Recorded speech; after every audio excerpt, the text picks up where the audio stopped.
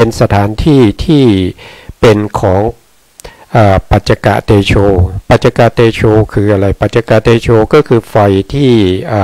ย่อยอาหารนะครับอันนี้ส่วนพวกนี้จะไม่มีนะนอกนั้นจะมีหมดเลยนะครับนะแล้วก็กายประสาทนี้นะครับก็เป็นที่ประชุมของส่วนต่างๆนะครับเช่นมีผมเป็นต้นนะครับมีผมมีเล็บมีฟันมีหนังมีเนื้อมีเอ็นมีกระดูกนะครับพวกนี้จะเป็นธาตุดินนะครับเป็นธาตุดินทำไมเราถึงว่าธาตุดินเนี่ยมาอยู่ในภาษาทรูป5ใน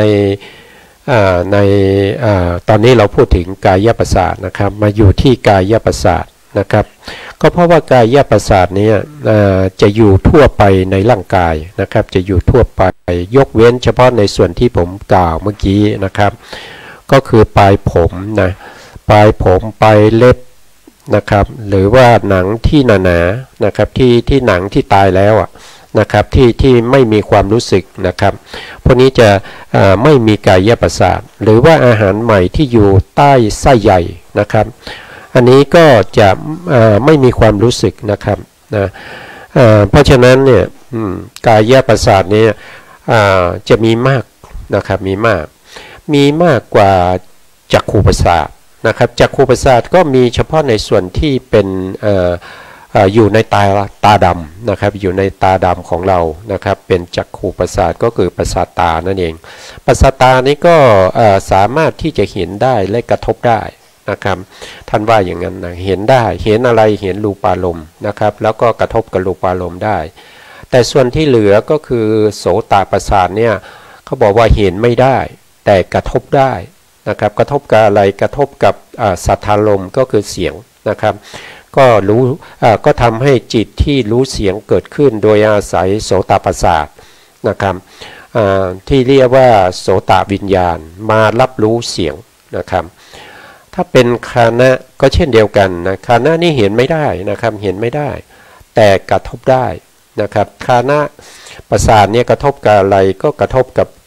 คันธารมณ์นะครับกระทบกับคันธารมณ์นะแล้วก็ทำให้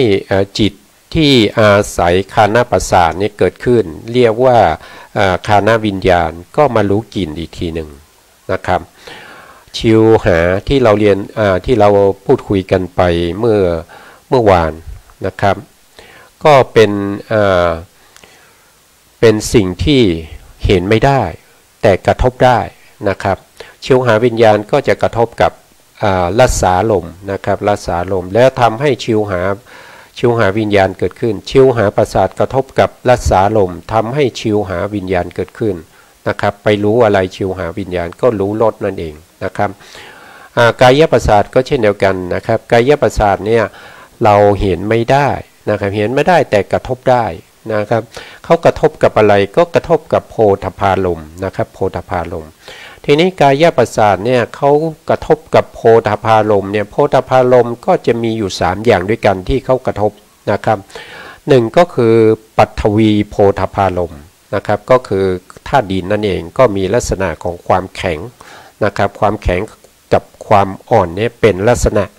นะครับเป็นลักษณะของธาตุดินนะที่เข้ากระทบอันที่2ก็คือธาตุไฟนะครับธาตุไฟก็คือเตโชนะครับเตโชนะครับกายประสาทเนี่ยเมื่อกระทบกับโพธพารมณ์ที่ชื่อว่าเตโชโพธพารมณ์แล้วก็จะรู้สึกถึงความอุ่นความร้อนความเย็นนะครับอันนี้ก็คือธาตุไฟนะครับแล้วอันที่3นะครับกายประสาทเนี่ยก็กระทบกับวายโยนะครับวายโยโพธพารมณ์วายโยโพธพารมณ์นี้ก็จะรู้สึกถึงความตึงความหย่อนความไหวนะครับถ้าว่าโดยองค์ธรรมนะครับถ้าว่าโดยองค์ธรรมกายประสาทนี้นะครับ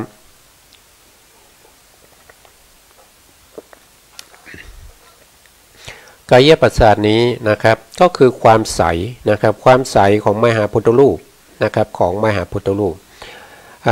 แล้วก็ความใสนั้นจะต้องเกิดจากกรรมด้วยนะครับความใสนั้นเกิดจากกรรม ในส่วนที่มหาพุทธรูปทั้งสี่ที่เกิดจากกรรมตรงนั้นนะครับก็จะมีกายประสาทนะครับกายประสาทก็จะอยู่ในตรงนั้นทั่วไปในร่างกายของเรานะครับซึ่งความใสนะครับความใสของมหาพุทธรูปสี่นะครับเป็นที่อาศัยเกิดของกายประสาทนะครับกายประสาทกายประสาทนี้เป็นรูปนะครับเมื่อกายประสาทเนี่ยกระทบกับโพธพารมณ์ไม่ว่าจะเป็นปัทวีโพธพารมณ์เตโชโพธพารมณ์หรือวายโยโพธพารมณ์นะครับเขาก็จะรู้สึกได้นะครับรู้สึกได้อย่างพวกเราเนี่ยนะครับก็จะสามารถที่จะรู้สึกถึงความแข็งความอ่อนความหย่อนความตึงความไหวพวกนี้ผ่านไปทางจิตนะครับจิตที่เราเรียกว่าเป็นกายวิญญาณจิตนะกายวิญญาณจิตมารู้โพธพารมณ์นะครับอันนี้ก็เป็นลักษณะของประสาทรูป5นะครับที่เรากำลังศึกษากันอยู่นะครับถ้าเรามาดูคำจำกัดความของกายประสาทนะครับกายประสาทนี้นะครับก็มีวจนะถาว่านะครับ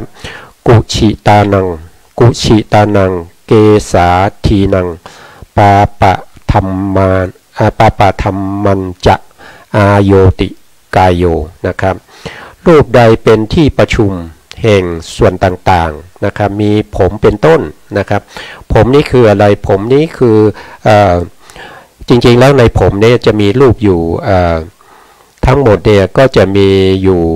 อย่างน้อยๆก็มีอยู่8รูปที่เราเรียกว่าเป็นวินิโพครูปนะครับแล้วก็ตัวผมนี้ก็ยังมีที่เป็นกายประสาทอยู่ด้วยนะครับกายประสาทเนี่ย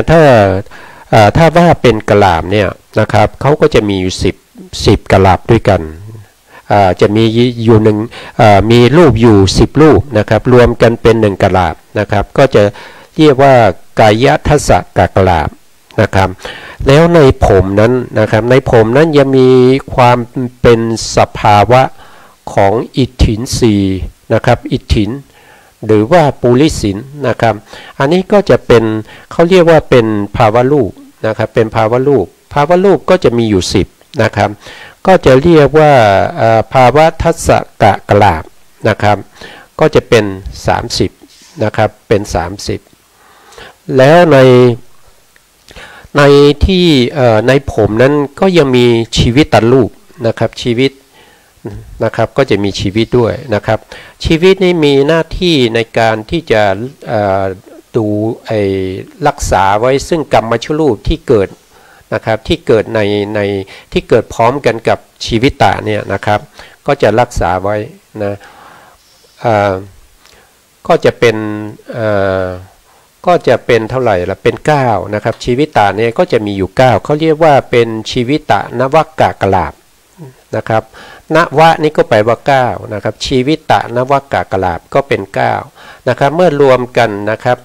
มีกายทัศกลาบเป็น10ภาวะทัศกลาบเป็น10ก็เป็น20ชีวิตะนวกลาบอีก9ก็จะเป็น29บวกกับรูปที่เกิดจากจิตอีก8เกิดจากอาหารอีก8เกิดจากอุตุอีก8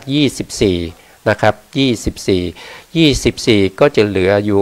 53รูปด้วยกันนะครับในผมนั้นก็จะมีรูปอยู่53รูปนะครับบางคนอาจจะถามว่าทำไมเราต้องไปเจาะจงไป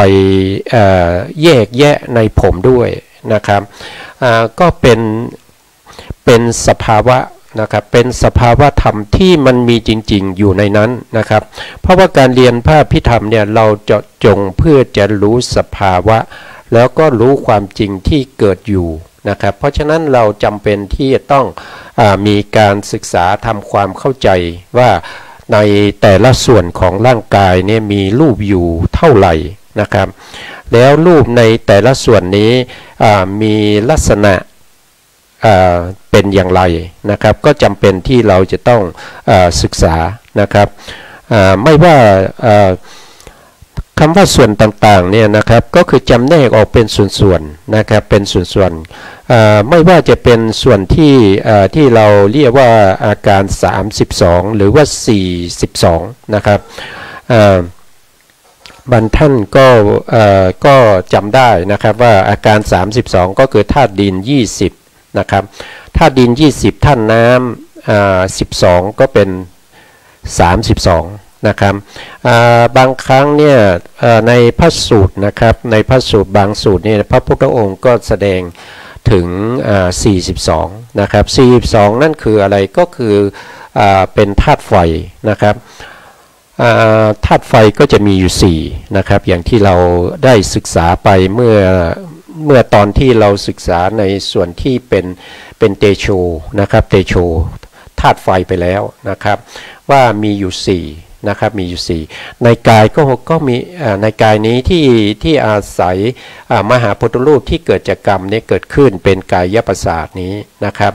ก็จะมีธาตุไฟด้วยนะครับธาตุไฟก็คืออะไรก็คือความอุ่นนะครับความอุ่นเมื่อเร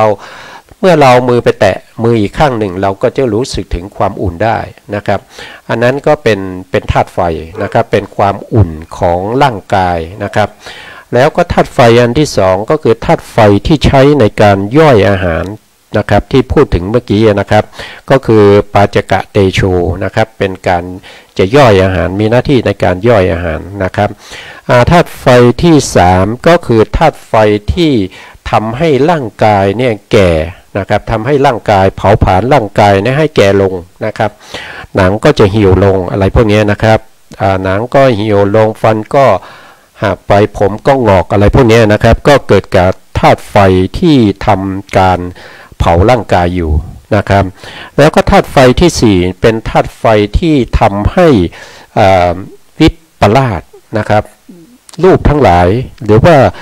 รูปทั้งหลายที่เกิดพร้อมกับธาตุไฟนั้นก็จะวิปลาสไปก็คือเราที่คนเราเป็นไข้นั่นเองนะครับที่มีอุณหภูมิสูงๆนั่นนะที่เป็นไข้นะครับอันนั้นก็เป็นธาตุไฟ4อย่างนะครับเมื่อไปบวกกับธาตุดิน20ธาตุน้ำ12นะครับบวกเข้าไปอีก4นะครับก็เป็น16นะครับก็จะเป็น36นะครับ36นะครับ32บวก4ก็เป็น36นะครับ36บวกกับธาตุลมอีก12นะครับบวกกับธาตุลมอีกบวกกับธาตุลมอีก6นะครับเท่าทีบวกกับธาตุลมอีก6นะธาตุลม6นั้นก็คือลมที่พัดจากเบื้องล่างนะครับขึ้นสู่เบื้องบนนะครับลมที่พัดจากเบื้องล่างขึ้นสู่เบื้องบนเป็นอันที่1นะครับแล้วก็ลมที่พัดจากเบื้องบนลงไปข้างล่างอันเป็นอันที่2นะครับแล้วก็ลมในช่องท้องก็เป็นอันที่3นะครับลมในลำไส้ก็จะเป็นอันที่4นะครับแล้วก็ลมที่เราหายใจเข้าออกก็เป็นอันที่5นะครับแล้วก็ลมที่อยู่ทั่วสารพังกายนะครับก็คือในรูปกะลาบนะครับในรูปกะลาบที่รูปกะลาบต่อรูปกะลาบที่มีปริเฉทรูปนะครับที่มีปริเฉทรูปตัวนี้นะครับตรงนั้นนะครับก็จะมีช่องว่างๆนะครับตรงนั้นก็จะมีลมอยู่นะครับนะครับก็จะมีลมอยู่ถึง6นะครับเมื่อ6บวกกับ36ก็เป็น42นะครับก็จะเป็น42นะครับก็จะอยู่ทั่วไปในร่างกายนะครับเวลาที่เราเอามือมาแตะมืออีกข้างหนึ่งนะครับถ้าเรารู้สึกถึงความตึงๆที่ผิวนะครับอันนี้ก็จะเป็นธาตุลมเหมือนกันนะครับธาตุลมที่อยู่ในปริเฉทรูปที่อยู่ทั่วสารพันกายเนี่ยเป็นตัวที่กายประสาทเข้าไปกระทบนะครับพอเข้าไปกระทบแล้วจิตที่อาศัยกายประสาทเกิดขึ้นนะครับจิตนั้นเราก็จะเรียกว่ากายวิญญาณจิตนะครับเป็นตัวที่มารู้ว่านี้เป็นการกระทบถูกธาตุลมที่มีอาการตึงที่ผิวหนังที่กระทบได้นะครับก็จะเป็นในลักษณะอย่างนี้นะครับพ ราะฉะนั้นเราก็จะมีการศึกษาในส่วนต่างๆของร่างกายไม่ว่าจะเป็นผมขนเล็บฟันหนังนะครับในการศึกษาพระอภิธรรมเนี่ยนะครับก็จะมีศึกษาอยู่หลายปริเฉดนะครับหลายปริเฉดด้วยกันนะครับซึ่งที่จะเห็นสำคัญนะครับก็คือในเรื่องของการศึกษาเกี่ยวกับเรื่องของสมถะวิปัสสนานะครับก็จะมีการพูดถึงนะครับพูดถึงในเรื่องของธาตุดินนะครับแล้วก็ธาตุน้ำนะครับที่อยู่ในร่างกายของเรานะครับถึงแม้ว่าจะไม่ได้พูดถึงธาตุไฟและธาตุลมก็ตามนะครับแต่ธาตุไฟและธาตุลมเนี่ยก็อยู่ในร่างกายของเรานะครับการที่พูดในเรื่องของวิปัสสนาหรือสมถะนี้ก็มุ่งเน้นไปสู่ในเรื่องของความเป็นอสุภะนะครับอสุภะก็คือความไม่สวยไม่งามเป็นของสกปรกนะครับเป็นของสกปรกน่าเกลียดนะครับเพราะฉะนั้นในเรื่องของกายคตาสติเนี่ยนะครับก็จึงมีอยู่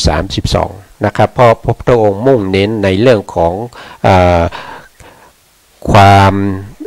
เข้าใจและความรู้ชัดว่าธาตุนั้นเป็นธาตุที่มีความสกปรกมีความน่าเกลียดน่าชังเป็นอย่างมากนะครับอย่างเช่นผมอย่างเงี้ยนะครับผมขนเล็บฟันหนังเนื้อเอ็นกระดูกเยื่อในกระดูกนะครับวักกรรมม้ามนะครับหรือว่าเป็นตับเป็นหัวใจเป็นพังผืดอะไรก็ตามนะครับอันนั้นเป็นธาตุดินนะครับเมื่อเราแยกกระจายออกมาอย่างนี้เราจะเห็นถึงความน่าเกลียดของมันนะครับความสกปรกนะครับความน่าเกลียดความสกปรกนะครับอันนั้นจะเป็นอารมณ์ให้แก่กายเขาเรียกว่าสมถะนะครับสมถะได้เป็นอย่างดีนะครับถ้าเป็นธาตุน้ำเนี่ยก็จะเห็นได้ว่าก็เป็นเรื่องสกปรกเหมือนกันเช่นน้ำดีน้ำเหลืองน้ำเสลดน้ำมูกนะครับน้ำมันไขข้ออย่างเงี้ยนะครับหรือว่าน้ำตานะครับน้ำตาน้ำมูดน้ำปัสสาวะนะครับก็จะเป็นสิ่งที่สกปรกเหมือนกันนะครับก็เอาไปใช้ในการเจริญเรื่องของสมถะหรือสมาธินะครับการที่เอาไปเจริญในเรื่องของสมถะสมาธิแล้วไปเกี่ยวข้องกับวิปัสสนาอย่างไรนะครับการที่เราพิจารณาในเรื่องให้เข้าไปเห็นถึงความสกปรกพวกนี้เนี่ยนะครับก็มันอยู่ในตัวของเรานะครับมันอยู่ในตัวของเรานะเมื่อเราเห็นว่าสิ่งพวกนี้นะครับเป็นความสกปรกนะครับอยู่ในตัวของเราก็จะเกิดความเบื่อหน่ายนะครับเกิดความเบื่อหน่ายในผมขนเล็บฟันหนังพวกนี้นะครับเบื่อหน่ายเมื่อมีการเบื่อหน่ายเขาก็จะละจะคลายจะวางนะครับเขาจะไม่ยึดมั่นถือมั่นในสิ่งพวกนี้นะครับเมื่อมีการปล่อยมีการวางมีการละนะครับไม่ยึดถือไม่ยึดมั่นพวกนี้นะครับนั่นก็แสดงว่าเป็นเขาเรียกว่าเป็นการที่เราได้เห็นถึงความเป็นไปโดยธรรมชาตินะครับที่จิตใจได้รับการอบรมในเรื่องของความสกปรกนะครับที่มีอยู่ในกายของเรานี้นะครับจิตใจเหล่านั้นก็สามารถที่จะปล่อยวางในสิ่งที่ไม่สวยไม่งามนะครับสิ่งที่เป็นอสุภะทั้งหลายนะครับพออย่างนี้เนี่ยก็จะได้สมาธิที่ดีนะครับเมื่อเจริญสมาธิที่เป็นอสุภะสมาธิเนี่ยนะครับจนถึงในส่วนที่เป็นเขาเรียกว่าเป็นอุปจารสมาธินะครับอุปจารสมาธินี่ก็เป็นสมาธิที่ใกล้ต่ออัปปนาหรือใกล้ต่อฌานนะครับเมื่อถึงตรงนี้เนี่ยก็ต้องมีการเปลี่ยนอารมณ์มาเจริญในเรื่องของรูปกับนามนะครับเพราะว่าสมาธิของเราเนี่ยเป็นอุปจารสมาธินะครับเมื่อมีเป็นอุปจารสมาธิ นะครับเราก็เปลี่ยนมาพิจารณา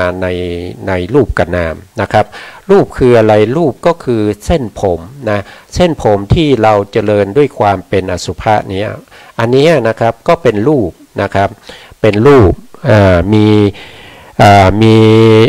รูปหลายๆรูปที่ประกอบกันนะครับที่เราพูดไปเมื่อตอนต้นรายการว่าจะมีรูปอยู่ทั้งหมด53รูปนะครับที่อยู่ในเส้นผมนั้นนะครับเราก็เจริญด้วยความเป็นรูปนะครับเมื่อไปเห็นรูปนะครับตัวเห็นคืออะไรตัวเห็นก็คือเป็นตัวที่เป็นนามนะครับตัวที่เป็นนามนะครับถ้าเราจับดูนะครับมันก็จะรู้สึกถึงความแข็งนะครับรู้สึกถึงความแข็งถ้าเรากดนะครับเราก็จะรู้ถึงความแข็งมากขึ้นนะครับถ้าเราส่งจิตนะครับส่งใจไปที่มือที่กำลังจับเส้นผมอยู่นะครับก็รู้สึกถึงความแข็งไอตัวที่รู้สึกนั้นนะไอตัวที่รู้แข็งนั้นนะก็คือกายวิญญาณก็เป็นนามใช่ไหมครับตัวผมก็จะเป็นรูปนะครับเป็นรูปอย่างนี้เราก็จะเห็นมีรูปมีนามแล้วนะครับเมื่อเราเห็นรูปเห็นนามอย่างนี้เนี่ยนะครับเราก็กำหนดรู้ในรูปกับนามนี้ไปเรื่อยๆนะครับถ้าสมาธิเราอุปจารสมาธิมันคลายลงเป็นคณิกะสมาธิเราก็มาเจริญในส่วนที่เป็นสมถะใหม่นะครับเจริญในเรื่องของกายคตาสติในผมนะครับไปใหม่นะครับเมื่อเจริญไปจนถึงอุปจารสมาธินะครับอุปจารสมาธิแล้วเราก็เปลี่ยนอารมณ์มาเจริญวิปัสสนาธรรมอย่างนี้ไปเรื่อยๆจนรูปนามนั่นนะครับที่เรากำลังกำหนดรู้อยู่นั้นนะให้เขาแตกกระจายออกมานะครับกระจัดกระจายออกมานะครับรูปก็เป็นส่วนหนึ่งนะครับนามก็เป็นส่วนหนึ่งเขาไม่ปะปนกันนะครับแล้วในรูปนั้นก็ยังมีรูปที่เป็นมหาพุทธรูปนะครับมหาพุทธรูปก็เป็นรูปที่เป็นกายประสาทนี้นะครับซึ่งไปอาศัยมหาพุทธรูปโดยตรงที่มหาพุทธรูปที่เกิดจากกรรมตรงนั้นแล้วก็ความใสของมหาพุทธรูปตรงนั้นเป็นกายประสาทอย่างเงี้ยนะครับเราก็จะเห็นถึงความที่รูปก็ยังสามารถที่จะแยกกระจัดกระจายออกมานะครับนามก็แยกออกมาจากรูปไม่เกาะไม่เกี่ยวนะครับไม่เป็นกลุ่มเป็นก้อนนะครับถ้าอย่างนี้เนี่ยก็ถือว่านะครับเราก็จะเห็นเรื่องของเขาเรียกว่าเห็นนามและรูปนะครับเห็นนามและรูปเป็นญาณที่หนึ่งในวิปัสสนาญาณที่เราเรียกว่านามรูปปริเฉทญาณนะครับนามรูปปริเฉทญาณนี่ไม่ใช่เป็นญาณที่เรากำหนดนะครับไม่ใช่เป็นญาณที่ต้องปฏิบัตินะนามรูปปริเฉทญาณเป็นผลของการปฏิบัติเป็นผลของการปฏิบัติวิปัสสนานะครับเพราะฉะนั้นเนี่ยเราไม่สามารถที่จะสร้างมันขึ้นมามันจะมาเองนะครับเมื่อมีเหตุมีปัจจัยสมบูรณ์นะครับเหตุปัจจัยสมบูรณ์ก็คือการเจริญวิปัสสนาโดยมีสมาธิระดับอุปจารสมาธิเนี่ยเป็นเบื้องเป็นฐานนะครับให้ปัญญาเนี่ยเข้าไปรู้นะครับเข้าไปรู้ในเรื่องของนามและรูปนะครับก็จะเป็นในลักษณะแบบนี้นะครับเพราะฉะนั้นเราจึงจำเป็นที่จะต้องกล่าวถึงในเรื่องของรูปที่เป็นกายประสาทเนี่ยเป็นรูปที่ประชุมของส่วนต่างๆนะครับส่วนต่างๆนั้นผมก็ได้พูดไปแล้วว่าก็คือเกี่ยวกับธาตุดินนะครับธาตุดิน20ธาตุน้ำ12ธาตุไฟ4ธาตุลม6นะครับก็จะเป็นตอนนี้นะครับเช่นผมอย่างนี้เป็นต้นเนี่ยนะครับตามที่เขาได้ทางอัตถกถาจารย์ได้โรจนาไว้นะครับเป็นที่น่าเกียรติและเป็นที่ประชุมแห่งกุศลธรรมนะตอนนี้อกุศลธรรมมาแล้วนะครับอกุศลธรรมนะครับก็คืออะไรก็คือสภาวะธรรมที่เป็น เป็นเจตสิกนะครับที่ประกอบด้วยโลภะโทสะโมหะนะครับถ้าสภาวะธรรมใดหรือจิตใดที่มีอกุศลธรรมนะครับเช่นโลภะ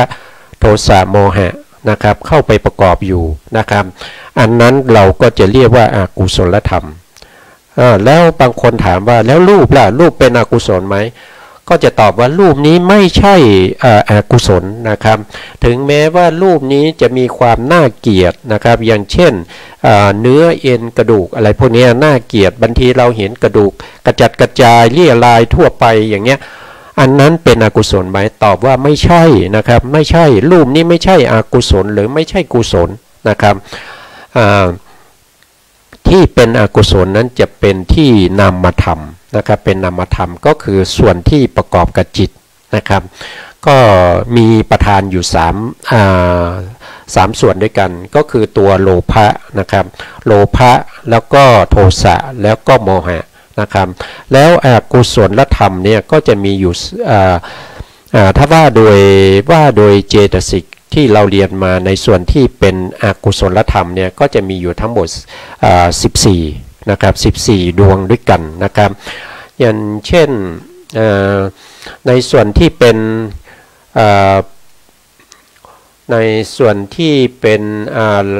โลภะนะครับในส่วนที่เป็นโลภะเนี่ยก็จะมีเขาเรียกว่าเป็นโลติกะนะครับเป็นโลติกะนะก็จะมีอยู่ทั้งหมดอยู่นะครับโลภะก็จะมีอยู่4นะครับโลภะมี3เท่าทีโลภะมีอยู่3นะครับผมก็พูดผิดไปนะครับโลภะเนี่ยเราจะเรียกว่าโลติกะ3ก็คือโลภะก็จะอยู่ตรงนี้นะครับโลภะก็จะอยู่ตรงนี้นะครับแล้วก็มีโมหะนะครับโมหะก็จะมีอยู่4นะครับก็จะเป็นโมจตุกะ4นะครับโมจตุกะ4เนี่ยก็มีโมหะเป็นประธานนะครับเป็นหัวหน้าเป็นมูลเป็นรากนะครับเป็นเง่านะของอกุศลทั้งหลายเพราะว่าโมหะเนี่ยจะประกอบกับจิตทุกดวงนะครับจิตทุกดวงที่เป็นอกุศลเนี่ยมีอยู่12ดวงนี้จะมีโมหะอยู่ทุกดวงเลยนะครับโมหะเนี่ยเป็นประธานในกลุ่มนะครับก็จะมีบริวารนะครับมีบริวารที่เป็นอาหิริกะนะครับความไม่ละอายนะครับโนตปะก็คือความไม่เกรงกลัวนะครับไม่เกรงกลัวต่ออะไรก็คือต่ออกุศลธรรมไม่กลัวต่ออกุศลธรรมนะครับมีกำลังแรงกล้าในการทำอกุศลนะครับนะแล้วก็มีอุทธัจจะนะครับอุทธัจจะนี่เป็นสภาวะของความฟุ้งซ่านนะครับอุทธัจจะนี้จะเกิดต่อเมื่อสภาวะธรรมที่เป็นอกุศลอันอื่นๆไม่เกิดนะครับอุทธัจจะนี้ก็จะปรากฏชัดนะครับปรากฏชัดนะครับ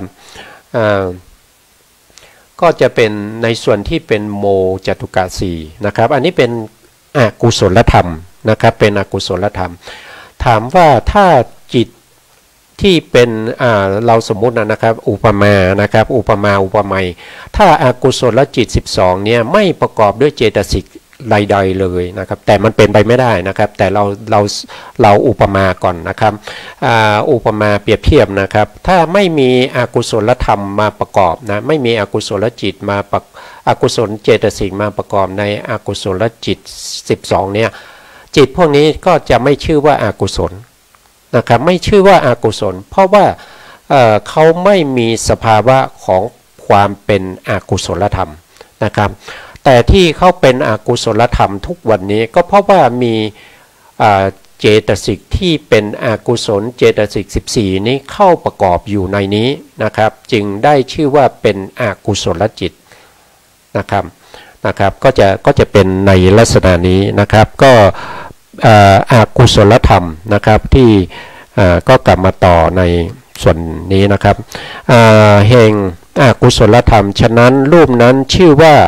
กายะนะครับได้แก่ร่างกายทั้งหมดนะครับได้แก่ร่างกายทั้งหมดก็คือกายะตรงนี้ก็คือหมายถึงกายประสาทนั่นเองนะครับกายประสาทนี้ก็จะอยู่ทั่วร่างกายนะครับก็อยู่ทั่วร่างกายนะครับ ฉะนั้นรูปนั้นชื่อว่ากายะนะครับรูปนะครับไม่เป็นอกุศลธรรมนะครับแต่รูปนี้เป็นปัจจัยให้เกิดอกุศลธรรมได้นะครับตรงนี้เขาแสดงโดยไม่ตรงนะครับโดยเขาเรียกว่าเป็นโดยในโดยอ้อมนะครับในโดยอ้อมหรือเรียกว่าเอกเทสะยูปจารนัยนะครับนะสำหรับกายประสาทที่ชื่อว่ากายะนั้นนะครับเป็นการแสดงโดยอ้อมนะครับนี่นะครับเป็นการแสดงโดยอ้อมนะครับคือยกเอาคำว่ากายะที่เป็นชื่อของกายร่างกายทั้งหมดนะครับมาตั้งเป็นกายประสาทนะครับที่เป็นส่วนหนึ่งของร่างกายนั้นนะครับอันนี้เราก็เข้าใจนะครับก็เข้าใจว่ากายประสาทนี้ก็เป็นสภาวะที่อยู่ในร่างกายของเราทั่วไปยกเว้นเฉพาะในส่วนที่เป็นปลายผมนะครับในส่วนที่เป็นปลายขนนะครับแล้วก็เล็บนะแล้วก็ในส่วนที่หนังหนาๆนะครับที่เราไปกระทบกับอะไรแล้วไม่รู้สึกนะครับในส่วนนั้นแสดงว่าไม่มีกายประสาทนะครับอย่างเช่นบางคนเนี่ยนะครับกายประสาทเสียไปนะครับก็เป็นอัมพฤกษ์อัมพาตนะครับต้องนอนอยู่อย่างนั้นนะครับกินก็ไม่ได้นะลำบากนะครับถ่ายก็ลำบากนะครับกินก็ต้องกินทางสายยางนะครับเวลาปัสสาวะนะครับก็ต้องใช้สายนะครับเนี่ยนะครับก็เกิดจากอะไรก็เกิดจากการที่กายประสาทเนี่ยนะครับเสียไปนะครับอันนี้ก็เป็นส่วนที่เป็นกายะนะครับหรืออีกในหนึ่งนะครับกายประสาทนี้ชื่อว่ากายะนั้นเป็นการแสดงโดยถายูปจารนัยนะครับหรือยกเอาคำว่ากายะที่เป็นร่างกายซึ่งเป็นที่เกิดแห่งกายประสาทนะครับมาตั้งในกายประสาทที่มีผู้อาศัยเกิดนะครับอันนี้ก็เป็นในโดยอ้อมเหมือนกันนะครับผู้อาศัยเกิดนะครับเขาบอกว่ากายประสาทเป็นที่กายประสาทที่เป็นผู้อาศัยเกิดก็คืออะไรถ้าว่าโดยกายประสาทอาศัยเกิดก็คืออาศัยมหาพุทธรูปทั้ง4นะครับเกิดขึ้นนะครับแล้วเวลาที่ไปเกิดที่กายที่มหาพุทธรูปทั้ง4นั้นนะครับก็จะต้องเป็นในส่วนที่เป็นส่วนที่เกิดจากกรรมนะครับส่วนที่เกิดจากกรรมเพราะว่าร่างกายของเราเนี่ยมีสมุฏฐานอยู่4อย่างนะครับยกตัวอย่างเช่นมหาพุทธรูป4นะครับมหาพุทธรูป4ก็คือธาตุดินธาตุน้ำธาตุไฟธาตุลมเนี่ยนะครับทั้ง4เนี่ยเขาสามารถที่จะเกิดได้ด้วยปัจจัย4ปัจจัยด้วยกันไม่ว่าจะเป็นกรรมนะครับไม่ว่าจะเป็นกรรมก็ได้เป็นจิตก็ได้เป็นอาหารก็ได้เป็นอุตุก็ได้นะครับแต่ถ้าเป็นปัสสาทรูป5นะครับที่ไปอาศัยเกิดเนี่ยเขาจะต้องอาศัยในส่วนที่มหาพุทธรูปที่ต้องเกิดจากกรรมอย่างเดียวนะครับต้องเกิดจากกรรมอย่างเดียวแล้วก็ในบริเวณนั้นจะต้องเป็นจะต้องมีความใสนะครับจะต้องมีความใสที่สามารถจะรับสภาวธรรมที่เป็นอารมณ์ได้ตามธรรมชาติของแต่ละอย่างนะครับของแต่ละอย่างนะครับอย่างเช่นจักขุประสาทเนี่ยก็คือความใสของมหาพุทธรูปที่สามารถจะรับสีได้ก็คือรูปารมณ์นะครับ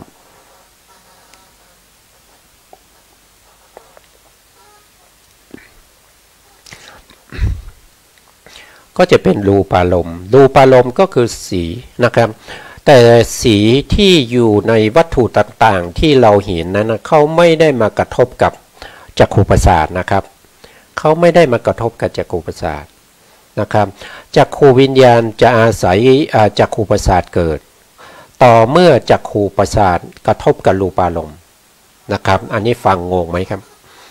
ก็น่าจะงงนะครับ จริงๆแล้วนะครับจริงๆแล้วรูปารมณ์ก็คือสีนะครับสีที่อยู่ในวัตถุที่เราเห็น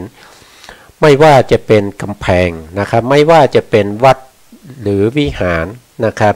หรือว่าผู้หญิงผู้ชายรถยนต์นะครับรถมอเตอร์ไซค์นะครับหรือว่าเป็นคอมพิวเตอร์นะครับหรือว่าเป็นกล้องถ่ายรูปนะครับสิ่งพวกนี้เนี่ยเขาไม่ได้มากระทบกับจักขุประสาทนะครับแต่จักขุประสาทเนี่ยเขาถูกกระทบด้วยสีที่สะท้อนมาจากวัตถุเหล่านั้นนะครับสีที่มาก็คือแสงนะครับก็คือแสงนะครับแสงที่ไปกระทบกับวัตถุเหล่านั้นนะครับแล้วก็กลับมานะครับกระทบกับตานะครับกระทบกับตานะครับในแสงนั้นก็จะมีสภาพของสีที่อยู่ในแสงนั้นนะครับที่เป็นตัวกระทบกับจักขุวิญญาณนะครับเพราะว่าถ้าเกิดว่าไม่มีเราทดลองดูก็ได้นะครับเวลาเราเข้าไปในห้องมืดนะครับเราเข้าไปในห้องมืดที่มืดที่สุดนะครับมองไม่เห็นไม่สามารถที่จะมองเห็นได้เลยนะครับเพราะฉะนั้นเนี่ยนั่นแสดงว่าจักขุประสาทเนี่ยไม่สามารถจะกระทบกับรูปารมณ์ได้เพราะว่าขาดอะไรขาดแสงสว่างนะครับเพราะแสงสว่างนี้เป็นปัจจัยที่สำคัญที่ทำให้รูปารมณ์หรือสีต่างๆนะครับมากระทบกับจักขุประสาทนะครับถึงจะทำให้เกิดการเห็นนะครับก็จะเป็นในลักษณะอย่างนี้นะครับเวลาเราเจริญวิปัสสนาในการที่เราจะกำหนดว่าเห็นหนอเนี่ยนะครับหรือว่าเห็นเนี่ยนะครับแล้วแต่นะครับบางท่านอาจจะไม่ได้มีคำภาวนาแต่ต้องส่งใจไปบริเวณที่เขากระทบกันระหว่างจักขุประสาทกับรูปารมณ์นะครับรูปารมณ์กับจักขุประสาทกระทบกันตรงนั้นก็จะเกิดจักขุวิญญาณนะครับเกิดจักขุวิญญาณไม่เห็นรูปารมณ์ก็ตรงนั้นนะครับกระทบที่ไหนให้กำหนดรู้ตรงนั้นนะครับอันนั้นเป็นวิปัสสนาญาณนะครับเป็นวิปัสสนานะครับเป็นวิปัสสนาที่สามารถเข้าไปรู้เห็นนามรูปได้นะครับแต่ถ้าเราไม่กำหนดเราก็จะไม่รู้ได้นะครับวันหนึ่งที่เราผ่านในชีวิตประจำวันเราเนี่ยที่ผ่านไปเนี่ยนะครับตอนนี้ก็หมดเวลาแล้วนะครับก็เอาไว้แค่นี้ก่อนนะครับผมวันนี้นะครับก็ยังไม่ได้เนื้อหาเท่าไหร่นะครับก็เอาไว้ก่อนนะครับเพราะว่าเวลาหมดแล้วนะครับสุดท้ายนี้นะครับก็ขอบพระคุณนะครับพระครูสมุทรวิศวัตรวรกิจโจนะครับผู้อำนวยการสถานีนะครับและเจ้าหน้าที่สถานีทุกท่านนะครับแล้วก็ขอบคุณท่านผู้ฟังและผู้ชมทุกท่านนะครับที่เข้ามาติดตามในรายการพระไตรปิฎกลอยฟ้าในเรื่องของพระอภิธรรมนะครับแล้วก็พบกันใหม่นะครับในโอกาสต่อไปครับสวัสดีครับผมกัมมุนาวะตติโลโกสัตว์โลกย่อมเป็นพร้อมเตรียมพิจารณาคำร้องหาเสียงใส่ร้ายป้ายสีผ่านโซเชียลมีเดียวันพรุ่งนี้ทุกภาคส่วนยังคงเดินหน้ามาตรการแก้ปัญหาค่าฝุ่นละอองขนาดเล็ก PM 2.5 เกินมาตรฐานอย่างต่อเจนว่าจะตอบรับเป็นนายกรัฐมนตรีตามคำเชิญของพรรคพลังประชารัฐหรือไม่พลเอกประยุทธ์จันทร์โอชานายกรัฐมนตรีกล่าวถึงการตัดสินใจตอบรับคำเชิญเป็นนายกรัฐมนตรีในบัญชีพรรคพลังประชารัฐแล้วหรือไม่ว่าจะมีการตัดสินใจในวันพรุ่งนี้ช่วงเช้าเวลาประมาณ 9 นาฬิกาถึง 10 นาฬิกาโดยไม่ว่าจะตอบรับคำเชิญหรือไม่ก็ไม่จำเป็นต้องเดินทางไปที่สำนักงานคณะกรรมการการเลือกตั้งหรือกกต.ด้วยตนเองอย่างไรก็ตามขณะนี้นโยบายของพรรคพลังประชารัฐใกล้แล้วเสร็จส่วนจะมีปัจจัยอื่นประกอบการตัดสินใจนอกจากนโยบายของพรรคด้วยหรือไม่ต้องดูความร่วมมือต่างๆว่าทุกคนจะต้องร่วมกันทำใหม่ทำในสิ่งที่มีให้มันดีขึ้นหลายอย่างต้องใครไม่มีความผิดอะไรก็ร่วมกันได้หมดเพราะเป็นมิตรกับทุกพรรคไม่ให้ร้ายใครส่วนกรณีที่หากพรรคพลังประชารัฐเสนอชื่อนายสมคิดจตุศรีพิทักษ์รองนายกรัฐมนตรีขึ้นเป็นนายกรัฐมนตรีจะขัดข้องหรือไม่นั้นพลเอกประยุทธ์กล่าวว่าไม่มีปัญหาอะไรทางนี้ไม่กังวลหากต้องร่วมงานกับพรรคพลังประชารัฐที่มีนักการเมืองร่วมด้วยจำนวนมากเพ ราะการเมืองก็เป็นการเมืองขึ้นอยู่ที่วิธีบริหารจัดการมากกว่านอกจากนี้ก็ไม่กังวลหากในอนาคตหากเป็นนายกรัฐมนตรีแล้วจะถูกซักฟอกในสภาผู้แทนราษฎรเพราะตนเองไม่ได้ทำอะไรผิดซึ่งหากถูกซักฟอกจริงก็พร้อมที่จะชี้แจงผมธิดา ทิพยานนท์รายงานค่ะรองนายกรัฐมนตรีกำชับทุกหน่วยงานรัฐเดินหน้าลงทุนผลักดันเศรษฐกิจไทยให้ผ่านวิกฤตเศรษฐกิจโลกนายสมคิด จาตุศรีพิทักษ์รองนายกรัฐมนตรีเป็นประธานในการประชุมติดตามการเบิกจ่ายงบลงทุนรัฐวิสาหกิจโดยมีนายอภิศักดิ์ ตันติวรวงศ์รัฐมนตรีว่าการกระทรวงการคลังนายอาคมเติมพิทยาภัยศิษย์รัฐมนตรีว่าการกระทรวงคมนาคมพร้อมด้วยคณะผู้บริหารระดับกระทรวงและผู้บริหารรัฐวิสาหกิจที่มีวงเงินลงทุนขนาดใหญ่18แห่งเข้าร่วมประชุมโดยรองนายกรัฐมนตรีได้เน้นย้ำให้ผู้บริหารจากรัฐวิสาหกิจดำเนินการเร่งรัดการเบิกจ่ายงบลงทุนให้เป็นไปตามเป้าหมายโดยเฉพาะในช่วง2ไตรมาสแรกของปี2562เพื่อผ่านสถานการณ์เศรษฐกิจโลกที่มีความผันผวนสูงในช่วงนี้จากปัจจัยสงครามทางการค้าระหว่างจีนและสหรัฐที่มีทิศทางจะรุนแรงขึ้นแต่สิ่งที่เป็นภูมิคุ้มกันให้กับประเทศไทยคือการลงทุนภายในประเทศซึ่งจะต้องรักษาระดับการลงทุนเอาไว้ผมไม่คิดว่าเขาจะเกียร์ว่างกันหมดนะผมก็จะไปเข้าเกียร์ให้เขาไงคือถ้ามันแค่เดือน2 เดือนแล้วก็หมดรัฐบาลใหม่มามันก็เป็นอีกเรื่องนึงตอนนี้ไม่ใช่นี่มันนู่นแล้วเข้าไปถึงพฤษภามิถุนายนแล้วกระตุ้นให้เขามีจิตใจคึกคักทุกคนมีความรับผิดชอบอยู่แล้วผมเชื่ออย่างนั้นนะเราก็ต้องพยายามช่วยกันทุกคนเนี่ยเพื่อให้มันได้ตัวเลขอย่างนั้นถ้าคุณภาวะอย่างนี้คุณได้ 4% นั้นต้องถือว่าดีมากๆแล้วสำหรับเมืองไทยนะก็พยายามประคองที่เขาวางเป้าไว้ทั้งนี้พบว่านักลงทุนให้ความสนใจกับนโยบาย Thailand 4.0 และการพัฒนาเขตพัฒนาพิเศษภาคตะวันออกหรือ EEC มากที่สุดเหลือแต่เพียงความมั่นใจว่านโยบายดังกล่าวจะสามารถขับเคลื่อนต่อไปได้ในช่วงเวลาเปลี่ยนผ่านรัฐบาลซึ่งการสานต่อนโยบายในช่วงเวลาเปลี่ยนผ่านทางการเมืองถือเป็นปัจจัยสำคัญที่สุดที่ชาวต่างชาติให้ความสำคัญกฤษ รวิวรรณรายงานกรมชลประทานขอความร่วมมือเกษตรกรงดปลูกข้าวต่อเนื่องหลังเก็บเกี่ยวข้าวนาปรังไปแล้วเพื่อลดความเสี่ยงขาดแคลนน้ำในอนาคตนายทวีศักดิ์ ธนเดโชพลรองอธิบดีกรมชลประทานกล่าวถึงผลการจัดสรรน้ำหน้าแล้งปี 2561/62 อ่างเก็บน้ำขนาดใหญ่และขนาดกลางของทั้งประเทศตั้งแต่วันที่ 1 พฤศจิกายน 2561 ถึงปัจจุบันมีการใช้น้ำไปแล้ว 11,489 ล้านลูกบาศก์เมตรคิดเป็น50%ของแผนจัดสรรน้ำเฉพาะลุ่มน้ำเจ้าพระยามีการใช้น้ำไปแล้ว 4,965 ล้านลูกบาศก์เมตรหรือคิดเป็น62%ของแผนจัดสรรน้ำซึ่งมากกว่าแผนตามช่วงเวลาดังกล่าวเล็กน้อยเนื่องจากมีการเพาะปลูกข้าวนาปังในพื้นที่ตอนบนเกินกว่าแผนที่ตั้งไว้ทำให้ต้องเพิ่มการระบายน้ำมากกว่าแผนเป็นช่วงๆเพื่อรักษาระดับน้ำเหนือเขื่อนเจ้าพระยาและระบบชลประทานพร้อมควบคุมคุณภาพน้ำในแม่น้ำเจ้าพระยาตอนล่างให้อยู่ในเกณฑ์ที่กำหนดโดยในวันนี้ยังคงอัตราการระบายน้ำผ่านท้ายเขื่อนเจ้าพระยาอัตรา 90 ลูกบาศก์เมตรต่อวินาทีขณะที่ผลการเพาะปลูกพืชหน้าแล้งปี 2561/62 ทั้งประเทศณวันที่ 6 กุมภาพันธ์ 2562 เพาะปลูกพืชไปแล้ว 8,150,000 ไร่คิดเป็น78%ของแผนตามแผน 10,460,000 ไร่เฉพาะข้าวนาปรังปลูกไปแล้วคิดเป็น96%ของแผนส่วนลุ่มน้ำเจ้าพระยาเพาะปลูกไปแล้ว 5,890,000 ไร่คิดเป็น97%ของแผนเฉพาะข้าวนาปรังเพาะปลูกไปแล้วคิดเป็น110%ของแผนเกินจากแผนไป 500,000 ไร่ทั้งนี้กรมชลประทานจึงขอความร่วมมือจากเกษตรกรงดปลูกข้าวต่อเนื่องหรือนาครั้งที่ 3 หลังจากเก็บเกี่ยวข้าวนาครั้งที่ 2 ไปแล้วเนื่องจากปริมาณน้ำต้นทุนในการสนับสนุนกิจกรรมการใช้น้ำด้านต่างๆมีอยู่อย่างจำกัดนฤนาถแข็งขันรายงานขณะที่การป้องกันแก้ไขปัญหาค่าฝุ่นละอองขนาดเล็ก PM 2.5 เกินมาตรฐานทุกภาคส่วนยังคงเดินหน้ามาตรการอย่างเข้มข้นต่อเนื่องโดยในส่วนของคณะกรรมการอ้อยและน้ำตาลทรายร่วมกับสมาคมชาวไร่อ้อยโรงงานน้ำตาลและหน่วยงานภาครัฐทั่วประเทศแก้ปัญหาอ้อยไฟไหม้ลดปริมาณฝุ่นละอองในอากาศ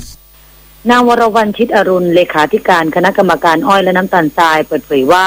จากการสำรวจปริมาณอ้อยไฟไหม้เมื่อเปรียบเทียบปริมาณอ้อยไฟไหม้ฤดูกาลผลิตปี 2560/2561 และฤดูกาลผลิตปี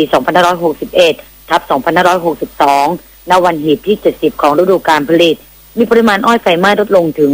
4%โดยอ้อยไฟไหม้จากฤดูกาลผลิตปี 2560/2561 มีปริมาณ 37,357,786 ตันคิดเป็น60%ของปริมาณอ้อยเข้าหีบทั้งหมดส่วนอ้อยไฟไหม้ในฤดูกาลผลิตปี 2561/2562 มีปริมาณ 34,628,902 ตัน คิดเป็น56%ของปริมาณอ้อยเข้าหีบทั้งหมดซึ่งเป็นผลจากความร่วมมือกันของทุกภาคส่วนในการแก้ไขปัญหาอ้อยไฟไหม้ด้วยขณะนี้หน่วยงานที่เกี่ยวข้องและชาวไร่อ้อยทั่วประเทศยังรณรงค์ไม่ให้เก็บเกี่ยวอ้อยด้วยวิธีการเผาไร่อ้อยก่อนตัดส่งเข้าโรงงานน้ำตาลและให้ความรู้เกี่ยวกับการเผาอ้อยอาทิจังหวัดกาญจนบุรีนครสวรรค์กำแพงเพชรนครราชสีมาชัยภูมิขอนแก่นและอุดรธานีจัดกิจกรรมรณรงค์ประชาสัมพันธ์และสร้างความรู้ความเข้าใจกับเกษตรกรชาวไร่อ้อยเรื่องมาตรการแนวทางแก้ไขปัญหาอ้อยไฟไหม้โทษของฝุ่น PM 2.5 การตัดอ้อยเข้าสู่โรงงานอุตสาหกรรมซึ่งได้รับความร่วมมือจากเกษตรกรชาวไร่อ้อยจำนวนมากเพื่อร่วมกันแก้ปัญหาฝุ่นละอองในอากาศด้วยนอกจากนี้สำนักงานคณะกรรมการอ้อยและน้ำตาลทรายจะเดินหน้าโครงการสินเชื่อสำหรับการจัดซื้อรถตัดอ้อยอย่างต่อเนื่องซึ่งจะเป็นแนวทางหนึ่งในการช่วยเพิ่มผลิตภาพการผลิตและคุณภาพของผลผลิตอ้อยอีกทั้งสามารถช่วยลดต้นทุนการผลิตได้ในระยะยาวส่งผลให้เกษตรกรมีรายได้เพิ่มขึ้นซึ่งจะเป็นการช่วยยกระดับคุณภาพชีวิตของเกษตรกรผู้ปลูกอ้อยและลดปริมาณอ้อยไฟไหม้อย่างยั่งยืนด้วยปัทมาสุทธิปัตย์ที่รายงานนายพสุโลหารชุนปลัดกระทรวงอุตสาหกรรมกล่าวว่าเจ้าหน้าที่จากกรมโรงงานอุตสาหกรรมสำนักงานอุตสาหกรรมจังหวัดการนิคมอุตสาหกรรมแห่งประเทศไทยได้ลงพื้นที่ตรวจเข้มเฝ้าระวังโรงงานเสี่ยงที่จะก่อมลพิษทางอากาศในพื้นที่เสี่ยงทั่วประเทศโดยตรวจสอบแล้ว 2,095 แห่งไม่พบมีค่าฝุ่นละออง PM 2.5 เกินค่ามาตรฐานแต่พบการกระทำผิดอื่นๆ 45 แห่งส่วนใหญ่ได้สั่งการให้แก้ไขปรับปรุงและให้หยุดประกอบกิจการ 3 แห่งกระทรวงคมนาคมเร่งหน่วยงานที่เกี่ยวข้องทั้งภาครัฐและเอกชนตรวจสอบสภาพรถให้ตรงตามมาตรฐานเพื่อลดปัญหาค่าฝุ่นละอองเกินมาตรฐานนายอาคมเติมพิทยาภัยศิษฐ์รัฐมนตรีว่าการกระทรวงคมนาคมเปิดเผยว่ากระทรวงคมนาคมได้กำหนดมาตรการลดปัญหาฝุ่นละออง PM 2.5 โดยใช้มาตรการวันพาสปอร์ตปลอดฝุ่น PM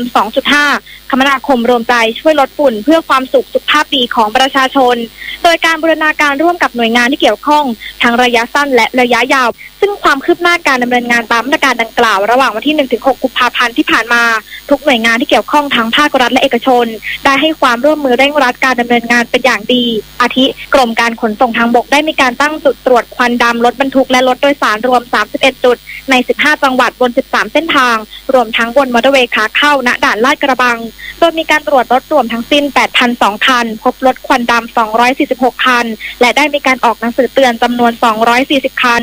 นอกจากนี้ยังได้จัดส่งเจ้าหน้าที่เข้าทำการตรวจสภาพรถโดยสารของขสมกรวมทั้งสิ้น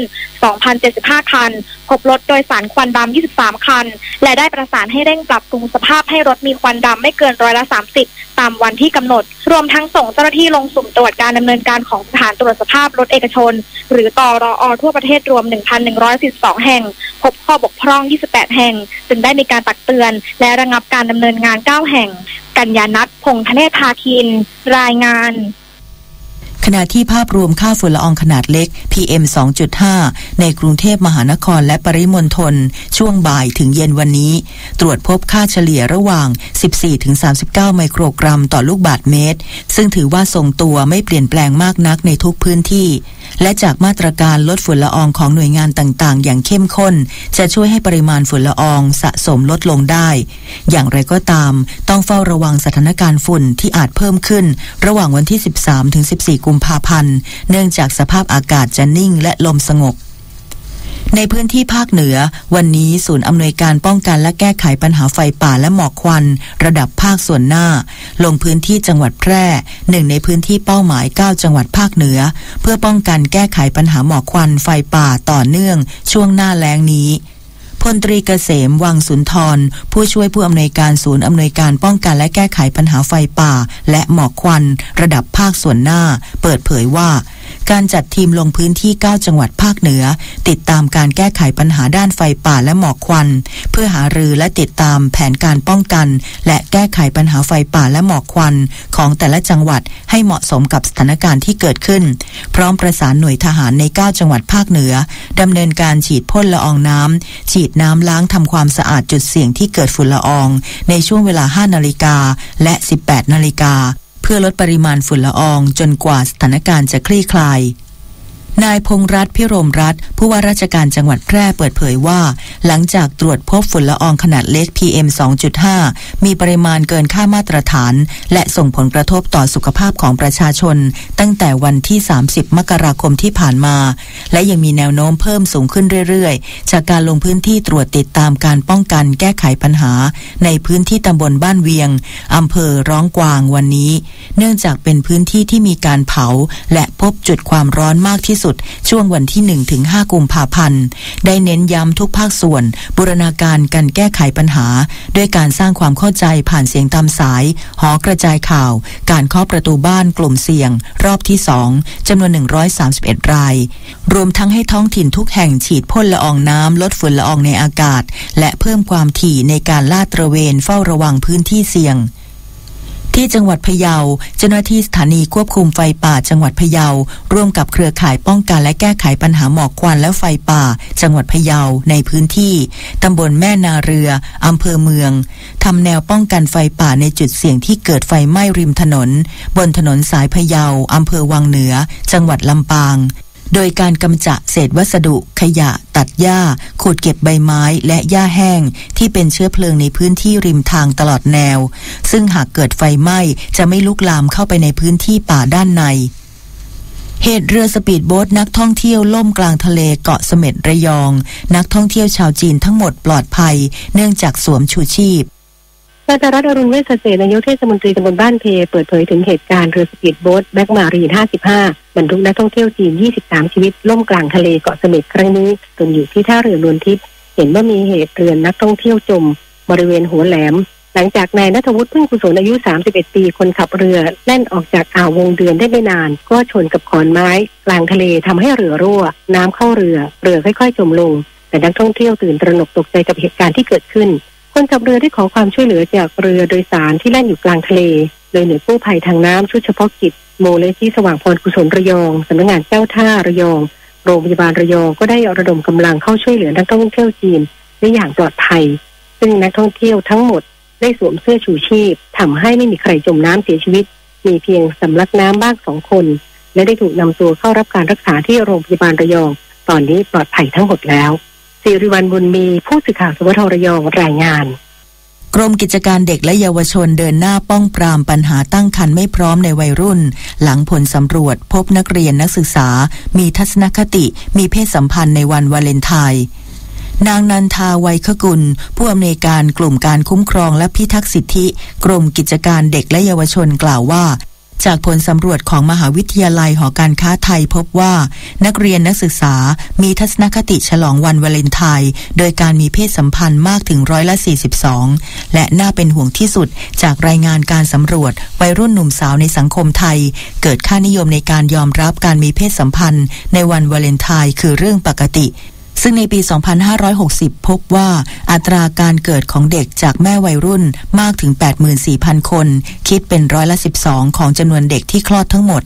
ทั้งนี้กรมกิจการเด็กและเยาวชนจึงจัดกิจกรรมการรณรงค์รักอย่างสร้างสรรค์ป้องกันการตั้งครรภ์ในวัยรุ่นเนื่องในวันแห่งความรักหรือวาเลนไทน์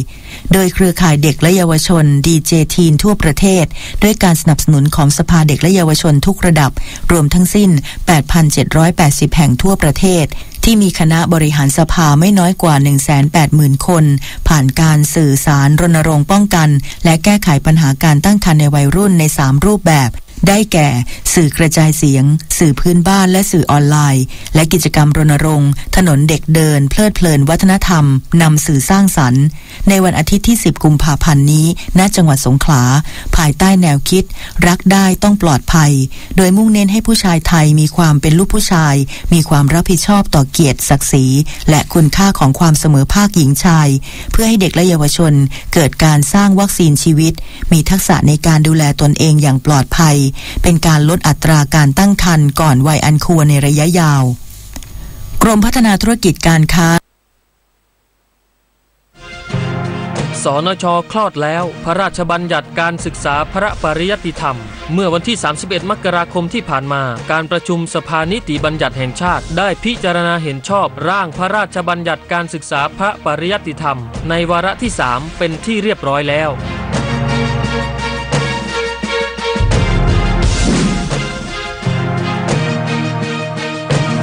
เจ้าคุณประสานอนุโมทนาสุวิทย์อดีตพระพุทธอิสระถอนฟ้องคดีหมิ่นประมาทพระเมธีธรรมาจารย์หรือเจ้าคุณประสานได้โพสต์เอกสารและข้อความว่าวันนี้ขึ้นศาลอาญารัชดาโจทก์ถอนฟ้องอนุโมทนาขอบคุณโจทก์ทนายโจทก์ทนายจำเลยผู้ช่วยและจำเลยร่วมทุกท่าน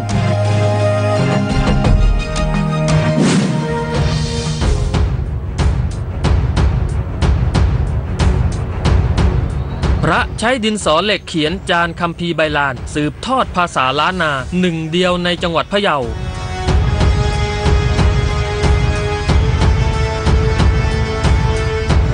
ซึ่งนับว่ามีความสำคัญที่แตกต่างเห็นได้ชัดและเป็นสิ่งที่หาดูได้ยากยิ่งกับวิธีการเขียนหรือจานคัมภีร์ใบลานล้านนาจึงได้ทำการฟื้นฟูรูปแบบการเขียนจานไว้เพื่อเยาวชนรุ่นหลังได้ศึกษาเรียนรู้เทคนิคการเขียนการทำจานภาษาล้านนาลงใบลานนั้นมีขั้นตอนอุปกรณ์และเทคนิคหลายอย่างกว่าจะเป็นคัมภีร์ใบลานที่คนโบราณได้ทำการบันทึกเขียนจานไว้ในใบลานแทนกระดาษเพราะยุคสมัยก่อนกระดาษไม่มีจึงใช้ใบลานแทนกระดาษทำการบันทึกเรื่องราวต่างๆตลอดจนบทสวดมนต์คาถาตำรายาเรื่องราวทางพระพุทธศาสนาและอื่นๆที่เป็นภาษาล้านนาโดยวิธีการจานหรือเขียนบันทึกไว้ในใบลานเพื่อไม่ให้สูญหายไปจึงได้อนุรักษ์ฟื้นฟูรักษาและถ่ายทอดรุ่นสู่รุ่นไว้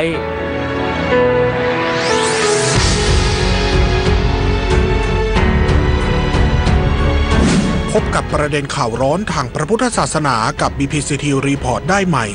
สำหรับวันนี้สวัสดีครับร่วมเผยแผ่ธรรมโดยน้ำนมถั่วเหลือง UST ตาโอไฮโอ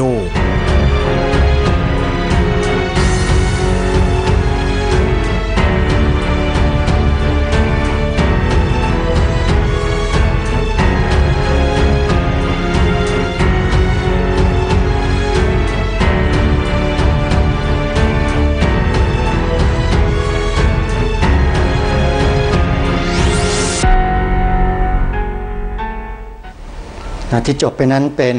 การสรุปข่าวของ BPCT Report ท่านสามารถติดตามรับชมได้ในตอนต้นชั่วโมงของรายการระเวนคนระเวนธรรมในวันพฤหัสบดีตอนนี้ณองค์วิทยากรท่านพร้อมที่จะมาพบกับท่านผู้ชมแล้วขอเชิญทุกท่านกราบนมัสการต้อนรับพระเดชพระคุณท่านเจ้าคุณพระธรรมกิติเมธีประธานกรรมการศูนย์พิทักษ์พระพุทธศาสนาแห่งประเทศไทยครับขอไหว้ความเคารพครับครับสวัสดีครับแล้วก็ขอถวายความนอบน้อมแด่พระรัตนตรัยขอคารวะพระเถรานุเถระเจริญสุขเจริญพรท่านสาธุชนที่ติดตามสดับรับชมและรับฟังทุกท่านครับวันนี้เห็นว่ามีประเด็นร้อนมานำเสนอด้วยก็ร้อนแบบ BPCT Report นะครับไม่ร้อนเร่านะฮะแต่ว่าคนที่ร้อนคือคนที่มันร้อนข้างนอกแต่ข้างในก็เย็นอยู่นะครับวันนี้จะสรุปอะไรเกี่ยวกับ BPCT Report บ้างไหมครับเดี๋ยวคุณฮะก็มีอยู่น่าสนใจอยู่ว่าโดยเฉพาะอย่างยิ่งที่ประเทศอังกฤษนะเจ้าชายท่านแฮร์รี่นะท่านก็มองยังไงครับตรงนี้ก็เป็นอีกก้าวหนึ่งของพระพุทธศาสนาของเราที่ชาวโลกโดยเฉพาะอย่างยิ่งผู้นำระดับสูงของประเทศให้ความสนใจครับการเดชายรีแล้วก็ใส่พระไทยครับผมว่ายังจะมีมากขึ้นนะต่อไปนะ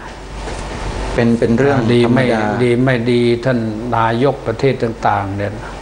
ท่านมาเยือนประเทศไทยแล้วก็ถ้าหากว่าเรานะครับจัดอะไร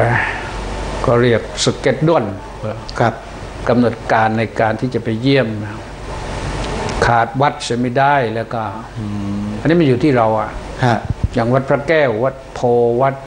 อรุณวัดสุทัศน์อย่างเนี้ยครับที่ใหญ่ๆก็เห็นแล้วทึ่งไปดูพระปฐมเจดีย์บ้างครับแล้วก็บอกตำนานได้เลยพระปฐมเจดีย์นี่ก็ถือว่าจุดเริ่มต้นของพระพุทธศาสนาในแผ่นดินนี้ครับอาจจะสันนิษฐานได้ว่ามาจากโน้นเลยยุคสุวรรณภูมิจริงๆประเทศเราทำได้นะ สเก็ตด้วนอย่างที่ว่าได้นะแต่ผมไม่ได้เป็นนายกนี่ผมได้แต่บอกจริงๆเรื่องเหล่านี้มันอยู่ในสำนึกไม่ใช่เหรอพระเดชพระคุณมันไม่แน่บางทีสำนึกก็อดีตปัจจุบันคนสำนึกไม่ได้เพราะคนปัจจุบันเนี่ยเป็นคนที่อยู่ในยุคฟาสต์ฟู้ดแปลว่าฟาสต์ฟู้ดยุคแดกด่วนอันนี้เป็นภาษาของคุณชายธนศรีสวัสดิวัฒน์ท่านพูดในรายการครอบจักรวาลเป็นไปหมดเลยนะฮะทั้งบ้านทั้งเมืองใช่คือทำอะไรทำด่วนๆแล้วก็จะมาดูที่ผลไม่ดูที่เหตุโอ้นี่แย่นะฮะแม้แต่เรื่องของการท่องเที่ยวเมืองรองตัวเนี้ยครับเมืองรองมันมีสิ่งที่ดีๆอยู่แล้วแต่เราพัฒนาคนรองรับได้ขนาดไหนเมืองรองหมายถึงไม่ใช่เมืองหลวงไม่ใช่เมืองหลวงเมืองที่รองจากเมืองไม่ใช่เมืองหลักนะเมืองรองไม่เคยมีใครทำเลยอย่างเชียงใหม่ก็เมืองหลักครับแต่เมืองรองคืออะไรยังมีอยู่คุณชัยอย่างเงี้ยเช่นเมืองลำพูนเมืองเชียงรายเมืองพะเยาที่มีประวัติศาสตร์ยาวนานมากแล้วก็มีโบราณวัตถุโบราณสถานมีสถานที่ท่องเที่ยวเยอะๆเนี่ยครับเราบริโภคเราใช้สอยสิ่งที่บรรพบุรุษสร้างให้มาครับอย่างหมู่บ้านทุ่งโฮงของลาวพวนโบราณอย่างเงี้ยเขาที่เมืองแพร่เขาปรุงเสร็จแล้วก็มากินกันอย่างเดียวก็เลยไม่รู้ก็เป็นฟาสต์ฟู้ดไงฟาสต์ฟู้ดโอ้เป็นแต่ที่เราปรุงเองมันไม่ค่อยมีเพราะฉะนั้นก็เราภาคภูมิใจดีใจแต่ว่าคนมาเที่ยวเมืองไทยเยอะคนชื่นชมไปตรงไหนเขาก็ชื่นชมครับแต่ว่าเราไม่ได้พัฒนาให้มันดีกว่านี้ดีกว่าที่เขาพัฒนาไว้แล้วไม่ต่อยอดครับผมไม่มี creative thinking อย่างเช่นสมมุติว่าชาวต่างชาติมาถามว่ามีอาหารขายที่ไหนที่กินแล้วอร่อยดีพวกฟาสต์ฟู้ดก็บอกว่าเซเว่นไปได้ขออภัยนะฮะไม่ได้ว่าเซเว่นนะฮะก็คือเป็นอย่างนั้นครับครับเพราะฉะนั้นเนี่ยเรา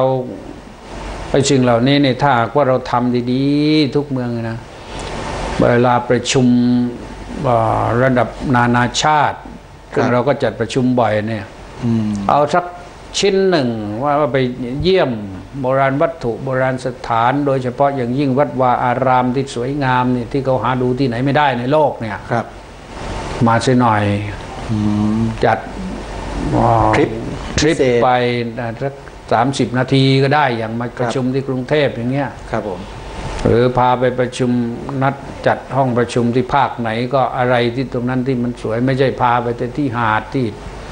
สถานที่เริงรมอย่างเดียวพัดพงเงี้ยเคยไปไหมผมก็ไม่รู้กันนั่งรถผ่านทั่วกรุงเทพแล้วเลยไม่รู้ว่ามันแต่ว่าไม่รู้มันอยู่ตรงไหนข้าก็ผมอยู่กรุงเทพเองยังไม่รู้เลยอยู่ที่ไหนได้ยินแต่ชื่อว่าพัดพงข้างมาเถอะนะแต่ว่าเขาจะไปก็ไปเราไม่ว่าแต่สิ่งที่ดีงามนี่เขาควรจะได้รับกลับไปแหมอย่างบางที่ชื่อดีนะครับข้าวสารก็ดีทั้งนั้นแหละชื่อดีครับเอาเป็นนั้นว่าต่อไปนี่ทั้งเอเชียทั้งยุโรปทั้งอเมริกาให้เขาได้มาชื่นชมได้มาดื่มด่ำความงดงามความมีศิลป์ของคนไทยบ้างครับผมแล้วเขากลับมานั้นก็จะได้ข้อคิดที่ดีกลับไปเขาจะได้มองประเทศไทยอย่างอะไรสวยงามบ้างชื่นชมบ้างครับอันนี้เราพูดถึงเจ้าชายเฮนรี่ครับนั่นก็ประเด็นที่1ครับผมประเด็นที่2ครับเดี๋ยวคุณนะเรื่องอะไรล่ะที่2ตะกี้นะประเด็นที่2ก็ท่านองค์สรพันธ์อนันต์พจน์เมื่อกี้เนี่ยก็ท่านก็พยายามทำเต็มที่ช่วยเหลือประชาชนเป็นโดย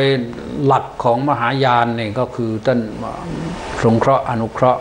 ท่านเน้นกรุณามหากรุณาครับมหากรุณาบำเพ็ญพระโพธิสัตว์ครับใช้จิตโพธิสัตว์บำเพ็ญตนเป็นพระโพธิสัตว์โพธิสัตวะอิชุมลัทธิพระโพธิสัตว์หรือดีไหมพระเดชพระคุณโพธิสัตว์ชิปดีไหมครับก็ดีนะครับไม่ได้ชั่วร้ายอะไรนี่ถ้าช่วยเหลือคนก็ดีควรส่งเสริมครับควรสนับสนุนให้มีเยอะ ก็ดีกว่าเอาดิไม่ได้ขัดข้องครับดีกว่าไปสนับสนุนคนที่เบียดเบียนกันครับลัทธิที่ชอบเบียดเบียนชีวิตมนุษย์เรายังไม่สบายใจตรงที่ว่าพอเบียดเบียนกันแล้วคนเบียดเบียนกลับได้รับรางวัลคนถูกเบียดเบียนกลับถูกดีไม่ดีถูกประณามมาอีกอ๋อนี่กำลังพูดถึงว่าคนถูกเบียดเบียนก็หนีออกนอกพื้นที่ตัวอย่างก็คือเนี่ยท่านพระครูประโชตินะครับรัตนาพรเนี่ยครับโดเหมือนว่าจะรัตนานุรักษ์รัตนานุรักษ์ที่นราธิวาสครับผมท่านก็ยังมีคนไม่รู้จะตำหนิอย่างไรยังมีคนพูดว่าสงสัยจะถูกลูกหลงไม่รู้เขายิงอะไรกันอ๋อมีงั้นมีนะพวกฟาสต์ฟู้ดสิฮะเนี่ยครับอันนี้แหละนี่พวกประเภทอย่างเงี้ยครับในขณะที่รู้สึกเห็นใจโจรจังครับบ้านเมืองเราก็เห็นใจโจรมากกว่าเห็นใจคนดีทำงานเพื่อสังคมขณะที่ต่างชาติก็เห็นความสำคัญแล้วเราจะหาคนทำความดีเพื่อสังคมไทยได้ยังไงอ่ะมันยากนะครับนั่นก็เป็นเรื่องหนึ่งครับผมครับเพราะนั้นทำไปแหละดีช่วยกันถ้าหากว่าทางภาครัฐภาคราชการทำดีแล้วเนี่ยคนหายเจ็บหายป่วยหายไข้เขาก็ไม่พาร่างกายอันทรุดโทรมไปหาโรงพยาบาลแบบนี้หรอกแต่นี่เพราะมันยังขาดแคลนแล้วดีไม่ดีเขาก็หมดเงินหมดอะไรต่างๆที่จะช่วยเหลือตัวเองไปอย่างนี้เขาก็ได้ทำการกุศลด้วยท่านก็เลยเป็นไปได้นะครับก็เลยท่านทำได้เพราะคนไปใช้บริการมากดูว่าเป็นเข้าแถวเป็นทิวแถวยาวเหยียดไปเหมือนกันก็ดีอนุโมทนาสาธุครับครับผมรู้สึกว่ามีเรื่องที่ร้อนอยู่เหมือนกันนะเรื่องสุดท้ายตะกี้เนี่ยก็เรื่องยกฟ้องที่จริงยกฟ้องมันก็เย็นลงนะครับผมแต่ว่าร้อนมานานก็ดีเผอิญว่าอันนี้ก็ดีเหมือนกันท่านเจ้าคุณท่านมีตำแหน่งอยู่ในศูนย์พิทักษ์ด้วยเขาเป็นเลขาธิการด้วยครับเป็นเลขาธิการใหญ่นะเลขาธิการนะครับผมไม่ใช่เลขานุการนะกรณีอย่างนี้ยกฟ้องอย่างนี้เนี่ยพระเดชพระคุณมองไงฮะก็ดีมองว่าดีเรื่องมันจะได้จบกันครับเป็นการสร้างความสมานฉันท์ประการหนึ่งก็คือศาลก็จะได้มายุ่งกับเรื่องที่ไม่เป็นเรื่องครับผมประการที่สองก็คือเมื่อยังเป็นคนพุทธด้วยกันยังยืนหยัดว่าเป็นพุทธด้วยกันพระพุทธเจ้าก็ตรัสบอกว่าแล้วอนุปวาโทครับมาฆบูชาเนี่ยก็สำคัญก็คืออนุปวาโทไม่ว่าร้ายกันไม่ใส่ร้ายกันไม่ฟ้องร้องกันครับเพราะฉะนั้นการฟ้องร้องก็คือการผิดหลักโอวาทปาติโมกข์ครับผมการยกฟ้องเป็นสิ่งที่ดีเป็นการให้อภัยนะให้อภัยซึ่งกันและกันครับผมก็เป็นนั้นว่าจบหน้าอนุโมทนาอยู่สาธุครับขอให้ยกทุกคดีแล้วกันครับครับก็ไม่รู้มีคดีอะไรบ้างก็ยกให้หมดกันแล้วกันยกให้หมดไปเลยร่างเวรร่างกรรมมันไปหลายภพหลายชาตินะครับแล้วก็มาร่วมพัฒนาสังคมกันดีกว่าครับนะครับครับนี่ก็เป็นเรื่องราวใน BPCT Report วันนี้เห็นพระเดชพระคุณบอกว่าจะพูดถึงเรื่องจะสร้างอะไรกันดีครับผมว่าอันนี้แหละที่จะต้องพูดกันแต่ก่อนจะสร้างอะไรกันดีนี่พระเดชพระคุณจะสร้างอะไรหรือเปล่าช่วงนี้ห้องน้ำก็สร้างห้องน้ำเป็นยังไงครับตอนนี้ได้ห้องน้ำมันก็ดีนะครับครับดีฮะก็จะเห็นว่าเราเดินทางเนี่ยเดี๋ยวนี้ดีหน่อยที่ว่าปั๊มเกือบทั้งหมดในประเทศไทยเนี่ยปั๊มเติมน้ำมันน่ะก็จะมีห้องน้ำไว้ครับมันทุกข์หนักนะบางทีครับมีพระเถระรูปหนึ่งท่านวันนั้นหลายปีมาแล้วครับไปเปิดสอบที่สิงคโปร์ที่มาเลแล้วก็เลยไปเยี่ยมพระที่สิงคโปร์กันครับปรากฏว่ารถวิ่งไปก็หาปั๊มเข้าถ่ายเบาไม่ได้งดงิดเลยพระที่นั่งอยู่ในรถเนี่ยในปั๊มไม่มีขนาดพระนะครับหาปั๊มไม่เจอหรือว่าหาปั๊มมีปั๊มแต่เข้าไม่ได้อ๋อเข้าไม่ได้แต่ของเรานี่ ทั่ว ครับ ประเทศไทยเดี๋ยวนี้เป็นกติกาเลยว่าทุกปั๊มต้องมีใช่ครับผมมีบริการมีบริการเลยเถิดไปถึงโน่นไม่ถึงว่า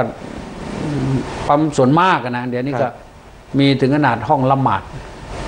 อ๋อมีอยู่ในปั๊มเลยแต่เราไม่ต้องการหรอกไม่ต้องการห้องไหว้พระในกลางทางหรอกของเราเนี่ยนั่งในรถเราก็สวดได้ครับผมไปเมืองจีนวันก่อนผมก็พาสวดทำวัดเช้าทำวัดเย็นที่ไหนก็สวดได้พาพวกสวดทั้งรถด้วยพร้อมกันไปก็สบายดีแต่ว่าห้องน้ำเนี่ยมันสำคัญกว่าเมื่อปวดขึ้นแล้วนี่ครับมันเป็นทุกข์เพราะฉะนั้นก็จึงให้ชื่อห้องนี้ว่าห้องสุขาทำไมตั้งชื่อนี้เพราะถ่ายแล้วถ่ายหนักแล้วมันมีความสุขมากๆทุกมันหมดไปบางคนสุขจนลืมทุกสิ่งทุกอย่างที่ปลดวางไว้กระเป๋าเงินล้านก็เคยมีลืมไว้สร้อยคอนาฬิการาคาแพงๆก็ลืมไว้ครับโทรศัพท์นี่มีเป็นของเล่นปกติเพราะมันมีความสุขไม่มีอะไรสุขเท่ากับได้ถ่ายถ่ายหนักหรอกเพราะฉะนั้นการกดไปชนิดที่เพราะฉะนั้นการมีห้องน้ำนี่ผมเคยนั่งรถขึ้นทางด่วนนะครับแล้วก็มีเด็กคนหนึ่งเด็กผู้หญิงมันปวดเบาครับโอ้โหไปรถติดบนทางด่วนสงสารเลยไม่รู้จะทำยังไงปลอบบอกให้คิดถึงพ่อถึงแม่บ้างที่มาเวลาแม่ปวดจะปวดขนาดไหนมันทนจนกว่าเราจะได้ออกมาน่ะครับแล้วก็ยาดมแก้ได้นะยาดมเนี่ยยาดมทั้งหลายทั้งปวงที่ดมสูตรดมเนี่ยแก้ได้สูตรได้เต็มที่เลยก็มันทำให้เบาได้มันเปลี่ยนอารมณ์ได้เปลี่ยนอารมณ์ได้ครับผมพอได้ที่ตอนนั้นแหละลงจากรถปั๊บวิ่งไม่ดูหลังดูหน้าแล้วไปห้องน้ำเพราะนั้นที่จริงวันก่อนผมก็ทอดกฐินไปแล้วนะครับแต่ว่ามันไม่พอไม่ใช่สร้างดีเด่นวิเศษวิโสอะไรแต่สร้างให้ใช้การได้ครับผมแต่มาถึงตอนนี้แล้วมันไม่ใช่ราคาที่เราคาดหวังไว้มันวัสดุอุปกรณ์มันก็เพิ่มราคาค่าแรงมันก็เพิ่มครับเพราะนั้นผมเงินไม่พอแน่ครับนี่ต้องการอยู่อีกสักประมาณสัก250,000 ถึง 300,000แต่ยังโยมก็คงจะเหนื่อยเลยเหมือนกันครับก็สงสารโยมเหมือนกันความจริงตั้งราคาไปห้องละ 30,000ครับแล้วสร้างไป32ห้องเพราะที่นั่นที่วัดมะม่วงปลายแขนเดี๋ยวนี้คนมากเวลามีงานอะไรต่างๆเนี่ยคนจะเป็นพันโอ้โหเยอะนะครับคนไปร่วมงานมากเลยมันเป็นจุดศูนย์กลางที่จะนิดว่าลมไม่ทำลายน้ำไม่ท่วมไม่มีภัยธรรมชาติไม่มีภัยธรรมชาติไปรบกวนแล้วก็เป็นศูนย์กลางชุมชนครับมันก็เลยคนใช้เยอะโอ้ก็เป็นประโยชน์สิครับอย่างนี้ใช่โยมเนี่ยโยมหลวงพรวงศ์วีรเกียรตินี่ช่วยแล้วช่วยอีกครับโอ้ยชื่นชมเหนื่อยฟังดูแล้วโยมก็เดินเหนื่อยนะบ้านหมอสระบุรีเนี่ยเดินตลอดเห็นใจเลยนะครับก็เห็นวันก่อนโทรมาบอกว่าเนี่ยจะร่วมบริจาคอีกว่าก็อนุโมทนารู้สึกจะโอนมาแล้วด้วยนะนี่ก็รวมพระไตรปิฎกมาชุดหนึ่งด้วยครับนะ20,000ก็ขออนุโมทนาแล้วแต่ว่ารอญาติโยมอื่นอยู่ครับที่จริงถ้าโยมไหนมีถูกหวยถูกเบอร์โชคดีวาสนาส่งถูกเงินล้านกันมาร่วมทำบุญกันร่วมทำบุญทีเดียวเลยมันไม่ต้องให้เจ้าคุณต้องมาบอกแล้วบอกอีกอยู่ว่าทีเดียวไปเลยก็จะอนุโมทนาสาธุครับผมนี่เป็นทุกข์นะแต่ไม่ทำก็ไม่ได้เป็นทุกข์เพราะกลัวว่าจะเป็นหนี้พอทำแล้วต้องทำให้เสร็จทีเดียวไม่ใช่คาราคาซังใช้การไม่ได้ครับเพราะฉะนั้นญาติโยมนะถ้าสงสารพระธรรมกิติเมธีนะช่วยโอนเงินที่เกิดศรัทธาแล้วช่วยโอนเงินเข้าบัญชีธนาคารไทยพาณิชย์สาขาเทเวศนะครับSCB เทเวศนะประเภทออมทรัพย์ชื่อบัญชีพระเทพวิสุทธิกวีเพื่อวมขวัดมะม่วงปลายแขนนะวมขเลขที่บัญชี 020 ครับ ขีด275 870ขีด0หรือจะอ่านเลขต่อไปเลยก็ได้020-275-8700ครับก็แค่นั้นแหละเท่าไหร่ก็เท่ากันถึงหมดแล้วก็ไปทำอันนั้นไว้แล้วพอโยมโอนเข้าปั๊บนี่เขาก็บอกกริ้งมาเลยครับผมเดี๋ยวนี้ดีไม่ต้องไปอัปเดตสมุดรู้เลยสัญญาณบอกเลยสัญญาณบอกเลยก็เรียก SMS เข้ามาทันทีครับก็รายการนี้แหละยังเป็นทุกข์อยู่นิดอยู่ตอนนี้ยังไม่ทุกข์มากใครจะช่วยพระเดชพระคุณท่านให้หมดทุกข์ก็เชิญได้นะโยมนะหมายเลขโทรศัพท์ที่จะโทรก็มีของพระเดชพระคุณท่านหลังจากจบรายการนี้นะขึ้นอยู่แล้ว0ของดีทีวีก็เข้าไปที่ผมบ่อยครับอันนี้เลขบัญชีธนาคารไทยพาณิชย์สาขาเทเวศเนาะรหัสหรือเลขบัญชีก็คือ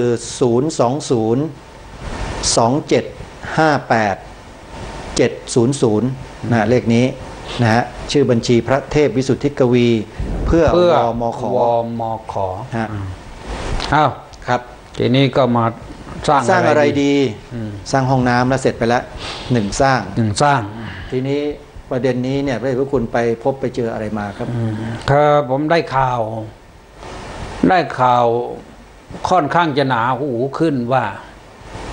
สร้างทำไมวัดสร้างโรงพยาบาลดีกว่าว่างั้นนะเอาละสิเอาอะไรมาเป็นเกณฑ์ตัดสินว่าดีกว่ายังไงฮะลองวิเคราะห์ดูสิครับถามว่าสร้างวัดมันดียังไงดีอันดับแรกก็คือไม่ต้องรบกวนงบประมาณรัฐบาลอันนี้ชัดเจนไม่ต้องรบกวนญาติโยมเขาสร้างกันครับซื้อที่ก็โยมช่วยสร้างกุฏิก็โยมช่วยสร้างโบสถ์ก็โยมช่วยศาลาเงินที่ไปสร้างนั้นก็จากกระเป๋าโยม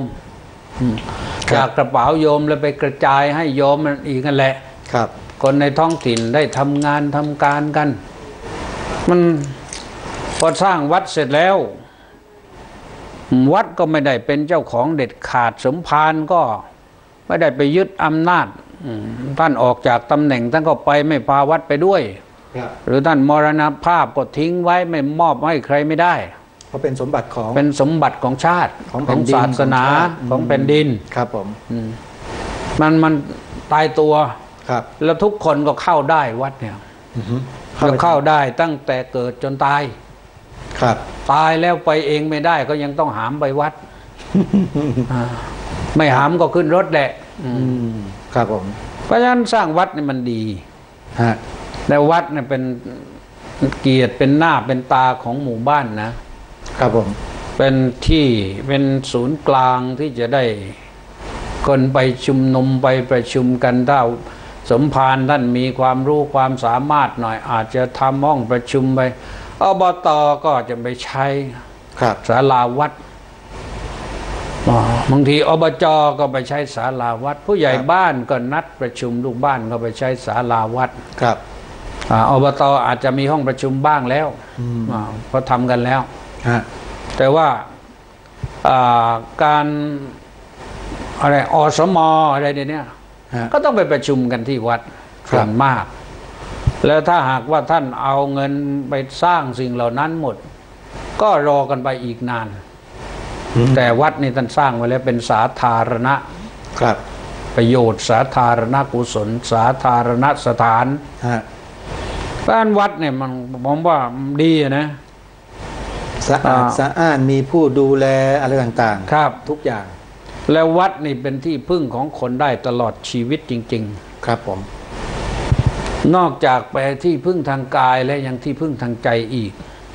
อันนี้สำคัญได้ไปฟังธรรมะธรรมโมได้ไปทำบุญสุนทานได้ไปคลายทุกข์คลายเครียดครับก็ไปวัด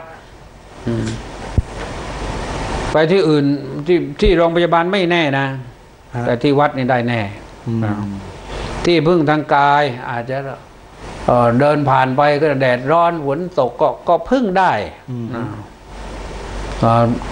กายสุขภาพไม่ดีอะไรต่างๆบางทีก็ไปพึ่งวัดครับที่พึ่งทางจิตยิ่งไปมากไปกว่านั้นอีกจิตของท่าน สับสนจิตของท่านกวัดแกว่งจิตของท่านวุ่นวายจิตของท่านกำลังจะบ้าก็ไปวัดไม่ต้องไปหาใครก็ได้ไปนั่งหน้าพระพุทธปฏิมาแล้วก็กราบแล้วก็นั่งเพ่งพระพุทธรูปอย่างเดียวเนี่ยก็แก้ได้จิตสงบแล้วเพราะฉะนั้นใครที่ยังโง่อยู่ก็ฉลาดใช่นะ ว่าเวลาท่านจะคลายทุกข์เนี่ยไปหาพระพุทธปฏิมาครับ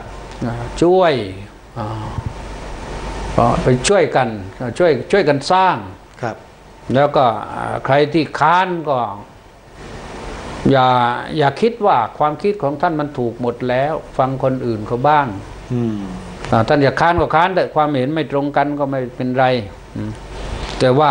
ถ้าเขาทำก็อย่าไปขวางครับผมเมื่อแต่ท่านบอกก็ไม่เห็นด้วยก็ได้สร้างวัดไม่ใช่เป็นที่พึ่งเฉพาะในชาตินี้นะพอคนไปทำดีในวัดแล้วเนี่ยไปนั่งภาวนาในวัดไปฟังธรรมะในวัดไปสวดมนต์ในวัดไปยกปิ่นโตไปถวายพระตาหารในวัดเวลาพ่อตายแม่ตายก็ไปถวายสังฆทานในวัดครับญาติพี่น้องตายก็ไปถวายสังฆทานในวัดบุญนั้นมันเป็นอริยทรัพย์นะบุญนะบุญเป็นอริยทรัพย์ติดตามตัวไปได้ติดตามตัวไปได้แล้วคนถ้ามีบุญเยอะนะเคยได้ยินไหมท่านพระครูว่าสุวรรณตาผิวพรรณงดงามอานิสงส์เป็นอานิสงส์ครับสุสรตาเสียงก็ไพเราะครับเหมือนพระธรรมกิติเมธีอย่างเงี้ยครับผมสุชันท่านางชดทรงดีหุ่นดีครับสุรูปตารูปงามทุกภพทุกชาติถ้ามีบุญต่อไปพอนะอธิปัจจังจะได้เป็นใหญ่เป็นโตเนี่ยก็ด้วยพระบุญต่อด้วยพระบุญถ้าคนไม่มีบุญนะเป็นใหญ่เป็นโตพักเดียวมีแต่คนด่าอาจจะขึ้นไปเป็นใหญ่เป็นโตได้แต่โดนด่าเละ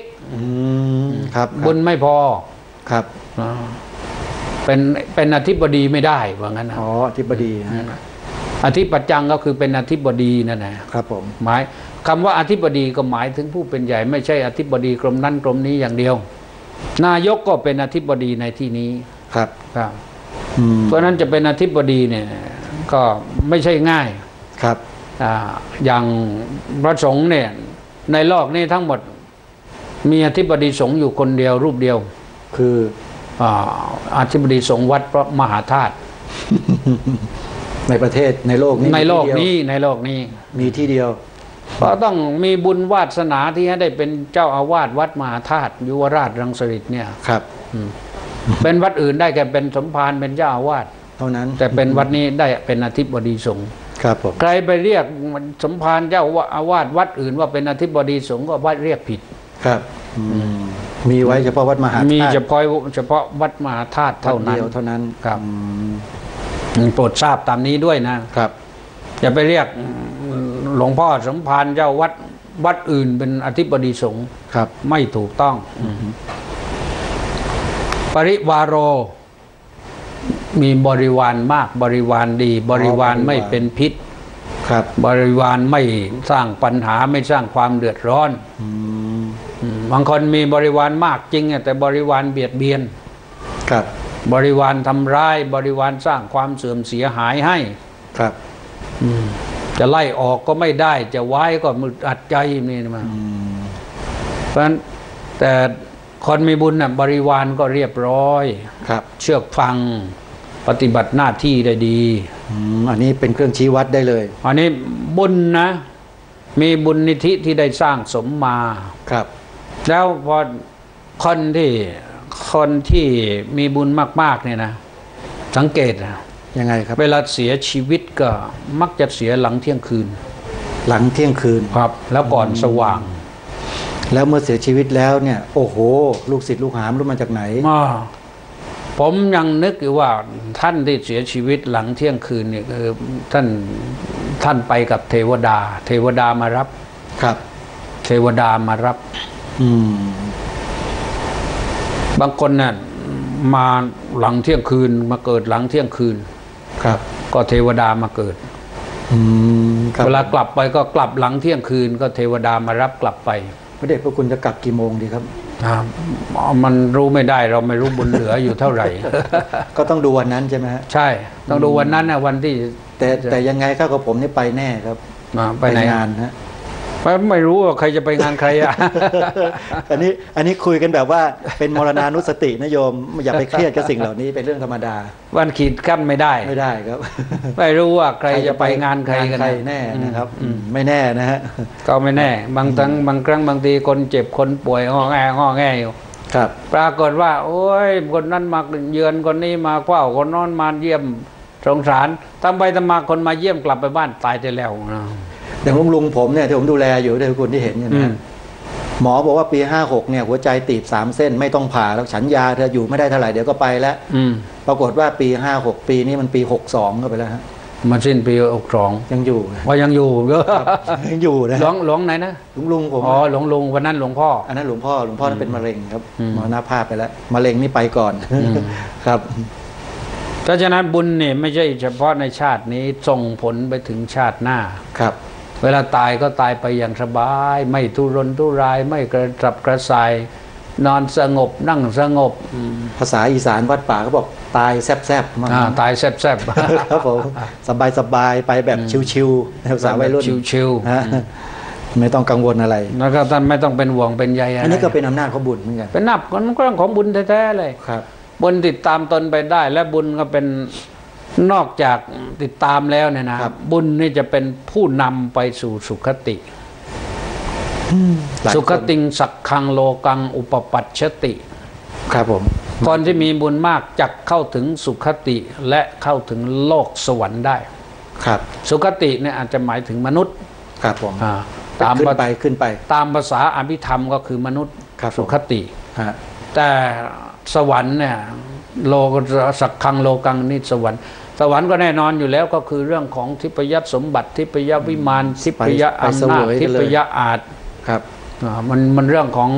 คำว่าทิพย์เนี่ยมันหมายความว่านึกอะไรได้นั้นจบครับสุขสบายทั้งนั้นนะเพราะฉะนั้นเนี่ยสร้างวัดเนี่ยดีสร้างวัดให้เต็มประเทศไทยเลยดีให้พื้นที่ทุกตารางนิ้วของประเทศไทยให้เป็นที่วัดดี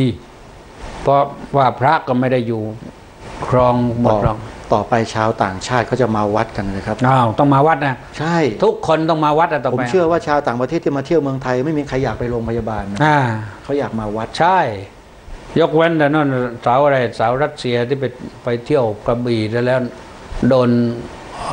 น้ำทะเลดูดออกไป250 เมตรนะครับดีที่ว่าก็ออกไปช่วยทันโอ้โหโชคดีมากเลยหน่วยกู้ภัยออกไปช่วยทันพากลับมาต้องเข้าโรงพยาบาลครับทั้งที่ไม่อยากเข้าแต่ต้องเข้าเพราะความจำเป็นแล้วครับเพราะฉะนั้นวัดจะเป็นประโยชน์สาธารณะอย่างสูงสุดประตูวัดเคยปิดที่ไหนแล้วก็มีฮะเข้าตลอดอย่างวัดในกรุงเทพมีปิดบ้างบางแห่งเพราะโจรขโมยมันโจรคนกรุงเทพมันหลากหลายครับผมคนดีก็มีคนพาลก็เยอะครับเพราะฉะนั้นก็ต้องระมัดระวังไม่ใช่ว่ามันจะเข้าไปขโมยวัดแต่มันจะเข้าไปบีบคอพระในวัดอันนั้นคือปัญหาก็อย่างที่พระเดชพระคุณเสนอวัดควรจะทำรั้วนะที่วัดผมนี่เคยมีนะสมัยผมยังเป็นพระหนุ่มๆอยู่หลายปีแล้วมีเจ้าคุณรูปหนึ่งก็เป็นเด็กที่ไปมาหาสู่มาจัดท้องจัดอะไรให้ทำไปทำมามันติดยาตอนสมัยเฮโรอีนสมัยผมขาวปรากฏว่ามันมาบีบคอหลวงพ่อหลวงพ่อก็ไม่ได้สิ้นทันทีหรอกครับบีบคอหลวงพ่อแล้วมีอะไรมันก็เก็บแล้วก็เอาผ้าสบงอะไรห่อแบกไปแล้วหลวงพ่อก็ดิ้นกระเสือกกระสนไปพบกับนักการพันโรงของโรงเรียนก็พาไปโรงพยาบาลแต่ในที่สุดท่านก็มรณภาพด้วยแรงโดนบีบนั้นนะ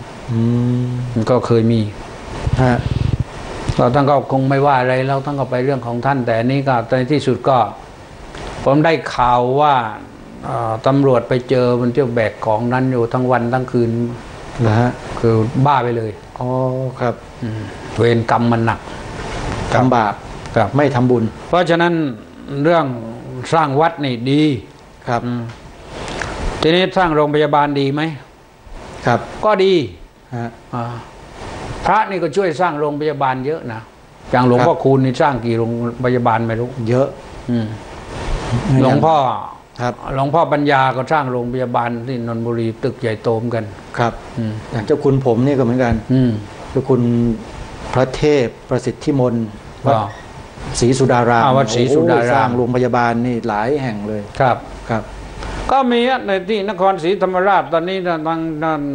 รองเจ้าคณะภาคเจ้าคณะจังหวัดเขาก็ร่วมกันสร้างอยู่แต่ไม่ใช่สร้างโรงพยาบาลใหม่สร้างอาคารประจำโรงพยาบาลสร้างอาคารหลังเดิมที่ใช้อยู่ก็คือพระครูประหลัดบุญคงครับผมวัดหน้าพระธาตุสร้างไว้ก็เป็นตึกที่พักสงฆ์บ้างทำอะไรบ้างตอนหลังรู้สึกว่าเขาโยมมากกว่าพระนี่ก็เลยพระก็ต้องสร้างใหม่อันนั้นก็คงให้โยมไปหรือว่าเขาจะทุบทิ้งสร้างใหม่ยังไงก็ไม่ทราบอย่างท่านเจ้าพระคุณสมเด็จพระยาณสังวรสมเด็จพระสังฆราชพระองค์ที่19ครับสร้างโรงพยาบาลเยอะก็สร้างไปทั่วแหละครับผมแต่ว่าคนที่หน้ามืดตามัวนะมองไม่เห็นอย่างนี้ครับคิดว่าพระนี่ไม่ได้ทำเรื่องอย่างนี้พระทำมากกว่าพ่อกว่าปู่กว่าปู่ของเธอทั้งหลายนะโอ้ขนาดนั้นเลยเหรอใช่เพราะพระทำมาเยอะแล้วแต่ก็จริงนะพวกนี้มองไม่เห็นจริงครับความจริงก็คือความจริงความจริงก็คือความจริงแต่เขาจะมองเห็นหรือเปล่านั่นแหละมองไม่เห็นอย่าคิดว่ามันไม่มีนะครับแต่เพราะเราตามืดเองต่างหากตาบอดเองต่างหากทีนี้คนที่ไม่เข้าใจก็ไปเชื่อเขาสิท่านสิพวกนี้ก็ใช้สื่อเก่งสิด้วยดิครับเราต้องคิดนะว่าสร้างโรงพยาบาลน่ะ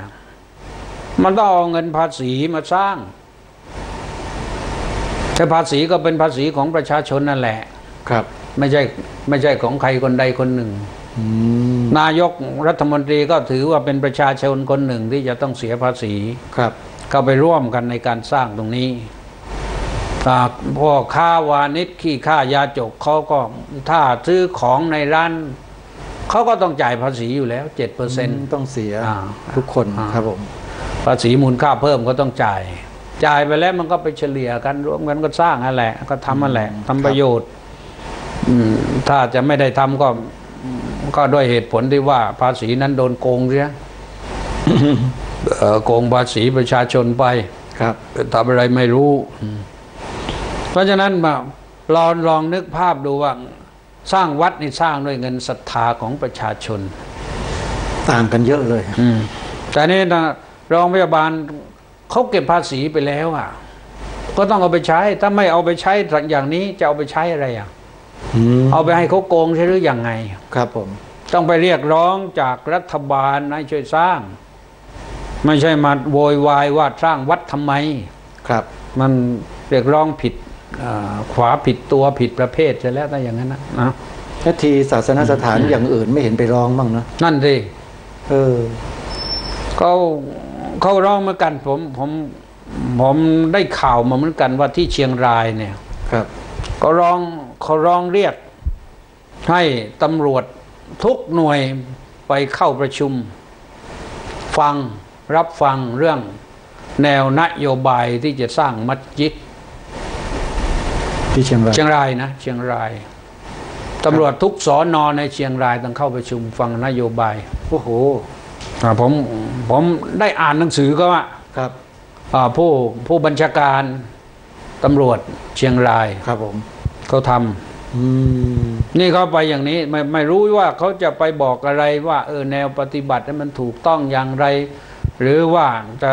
ห้ามหรือว่าส่งเสริมหรือว่าอะไรอันนั้นไม่ทราบรายละเอียดหมายถึงคนเดียวกันนี่เหรอหนังสือเล่มเดียวกันฉบับเดียวกันนั่นแหละฉบับเดียวกันให้ไปประชุมว่างั้นแหละฟังนโยบายครับนี่คืออันนั้นก็เป็นเรื่องของเชียงรายนะครับผมแต่ว่าของเราเนี่ยที่พูดเนี่ยมันหมายถึงว่าการสร้างโรงพยาบาลถามว่าดีไม่ดีสร้างโรงพยาบาลดีครับแต่ว่าดีเพื่อคนเจ็บป่วยทางร่างกายทางกายเท่านั้นครับแต่เข้าวัดน่ะเจ็บป่วยทั้งกายทั้งใจเลยเข้าได้ครับ ไม่ต้องไปเรียกร้องไม่ต้องไปอะไรไม่ต้องคลานไปไม่ต้องหามไปก็ได้แต่หามไปก็วัดยังรับรับไปเมนครับแต่ว่าคนไปโรงพยาบาลเนี่ยถ้าไม่ป่วยไม่รู้จะไปทำไมครับส่วนมากก็ไปป่วยก็คือป่วยกายแหละป่วยใจไปโรงพยาบาลก็ยากดีไม่ดีโรงพยาบาลไม่มีจิตแพทย์ครับก็ต้องไปอื่นอีกไม่ไปอื่นก็กลับมานอนเป็นคนบ้าอยู่เหมือนเดิมครับมีวัดอยู่วัดหนึ่งอยู่กาญจนบุรีท่าม่วงครับรับคนป่วยคนไข้ไปอยู่ที่วัดเต็มไปหมดเลยครับเป็นโรคจิตไม่ใช่ครับป่วยทางกายเนี่ยครับอัมพฤกษ์อัมพาตเป็นอะไรต่ออะไรเนี่ยเดินไม่ได้โน่นหลวงพี่ลงกฎโน่นฮะ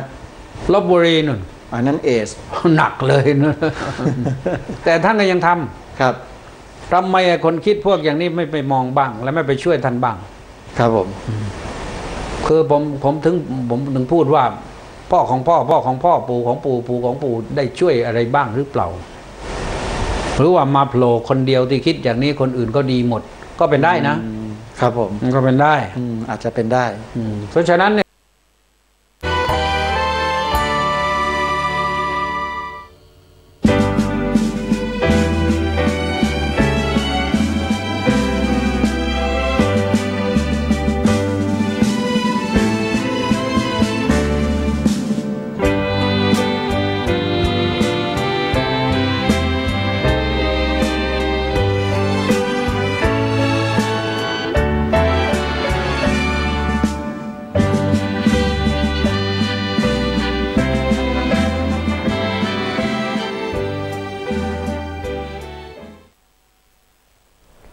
สวัสดีครับชมข่าวในพระราชสำนักประจำวันพฤหัสบดีที่ 7 กุมภาพันธ์ พุทธศักราช 2562 สมเด็จพระเทพรัตนราชสุดาสยามบรมราชกุมารีทรงปฏิบัติพระราชกรณียกิจในพื้นที่อำเภอสัพพยาจังหวัดชัยนาทวันนี้เวลา 9:08 น.สมเด็จพระเทพรัตนราชสุดาสยามบรมราชกุมารีเสด็จพระราชดำเนินไปยังโรงเรียนเทศบาลตำบลสัพพยาอำเภอสัพพยาจังหวัดชัยนาทในการนี้ทรงเปิดอาคารเฉลิมพระเกียรติจัดสร้างขึ้นเพื่อเฉลิมพระเกียรติสมเด็จพระเทพรัตนราชสุดาสยามบรมราชกุมารีในโอกาสฉลองพระชนมายุ 5 รอบ 2 เมษายน 2558 โดยได้รับพระราชทานชื่ออาคารและพระราชานุญาตให้เชิญตราสัญลักษณ์งานเฉลิมพระเกียรติประดับที่อาคารนับเป็นอาคารเรียนหลังแรกที่นายกเทศมนตรีตำบลสัพพยาสมาชิกสภาเทศบาลและประชาชนดำเนินการก่อตั้งโรงเรียนขึ้นเมื่อปี 2556 เพื่อแก้ไขปัญหาเด็กในชุมชนอ่านหนังสือไม่ออกและเน้นพัฒนาทักษะด้านภาษาอังกฤษปัจจุบันจัดการเรียนการสอนระดับชั้นอนุบาลถึงประถมศึกษาปีที่ 4 มีนักเรียน 328 คนครูและบุคลากรทางการศึกษา 28 คนโอกาสนี้ทอดพระเนตรการดำเนินงานในกิจกรรมต่างๆอาทิกิจกรรมการพัฒนาคุณภาพการศึกษาเช่นโครงการจัดการศึกษาท้องถิ่นแบบมีส่วนร่วมโครงการพัฒนาหลักสูตรสถานศึกษาหลักสูตรสัพพยาศึกษาให้นักเรียนเรียนรู้ประวัติศาสตร์ชุมชนสามารถบอกเล่าเรื่องราวเกิดความรัก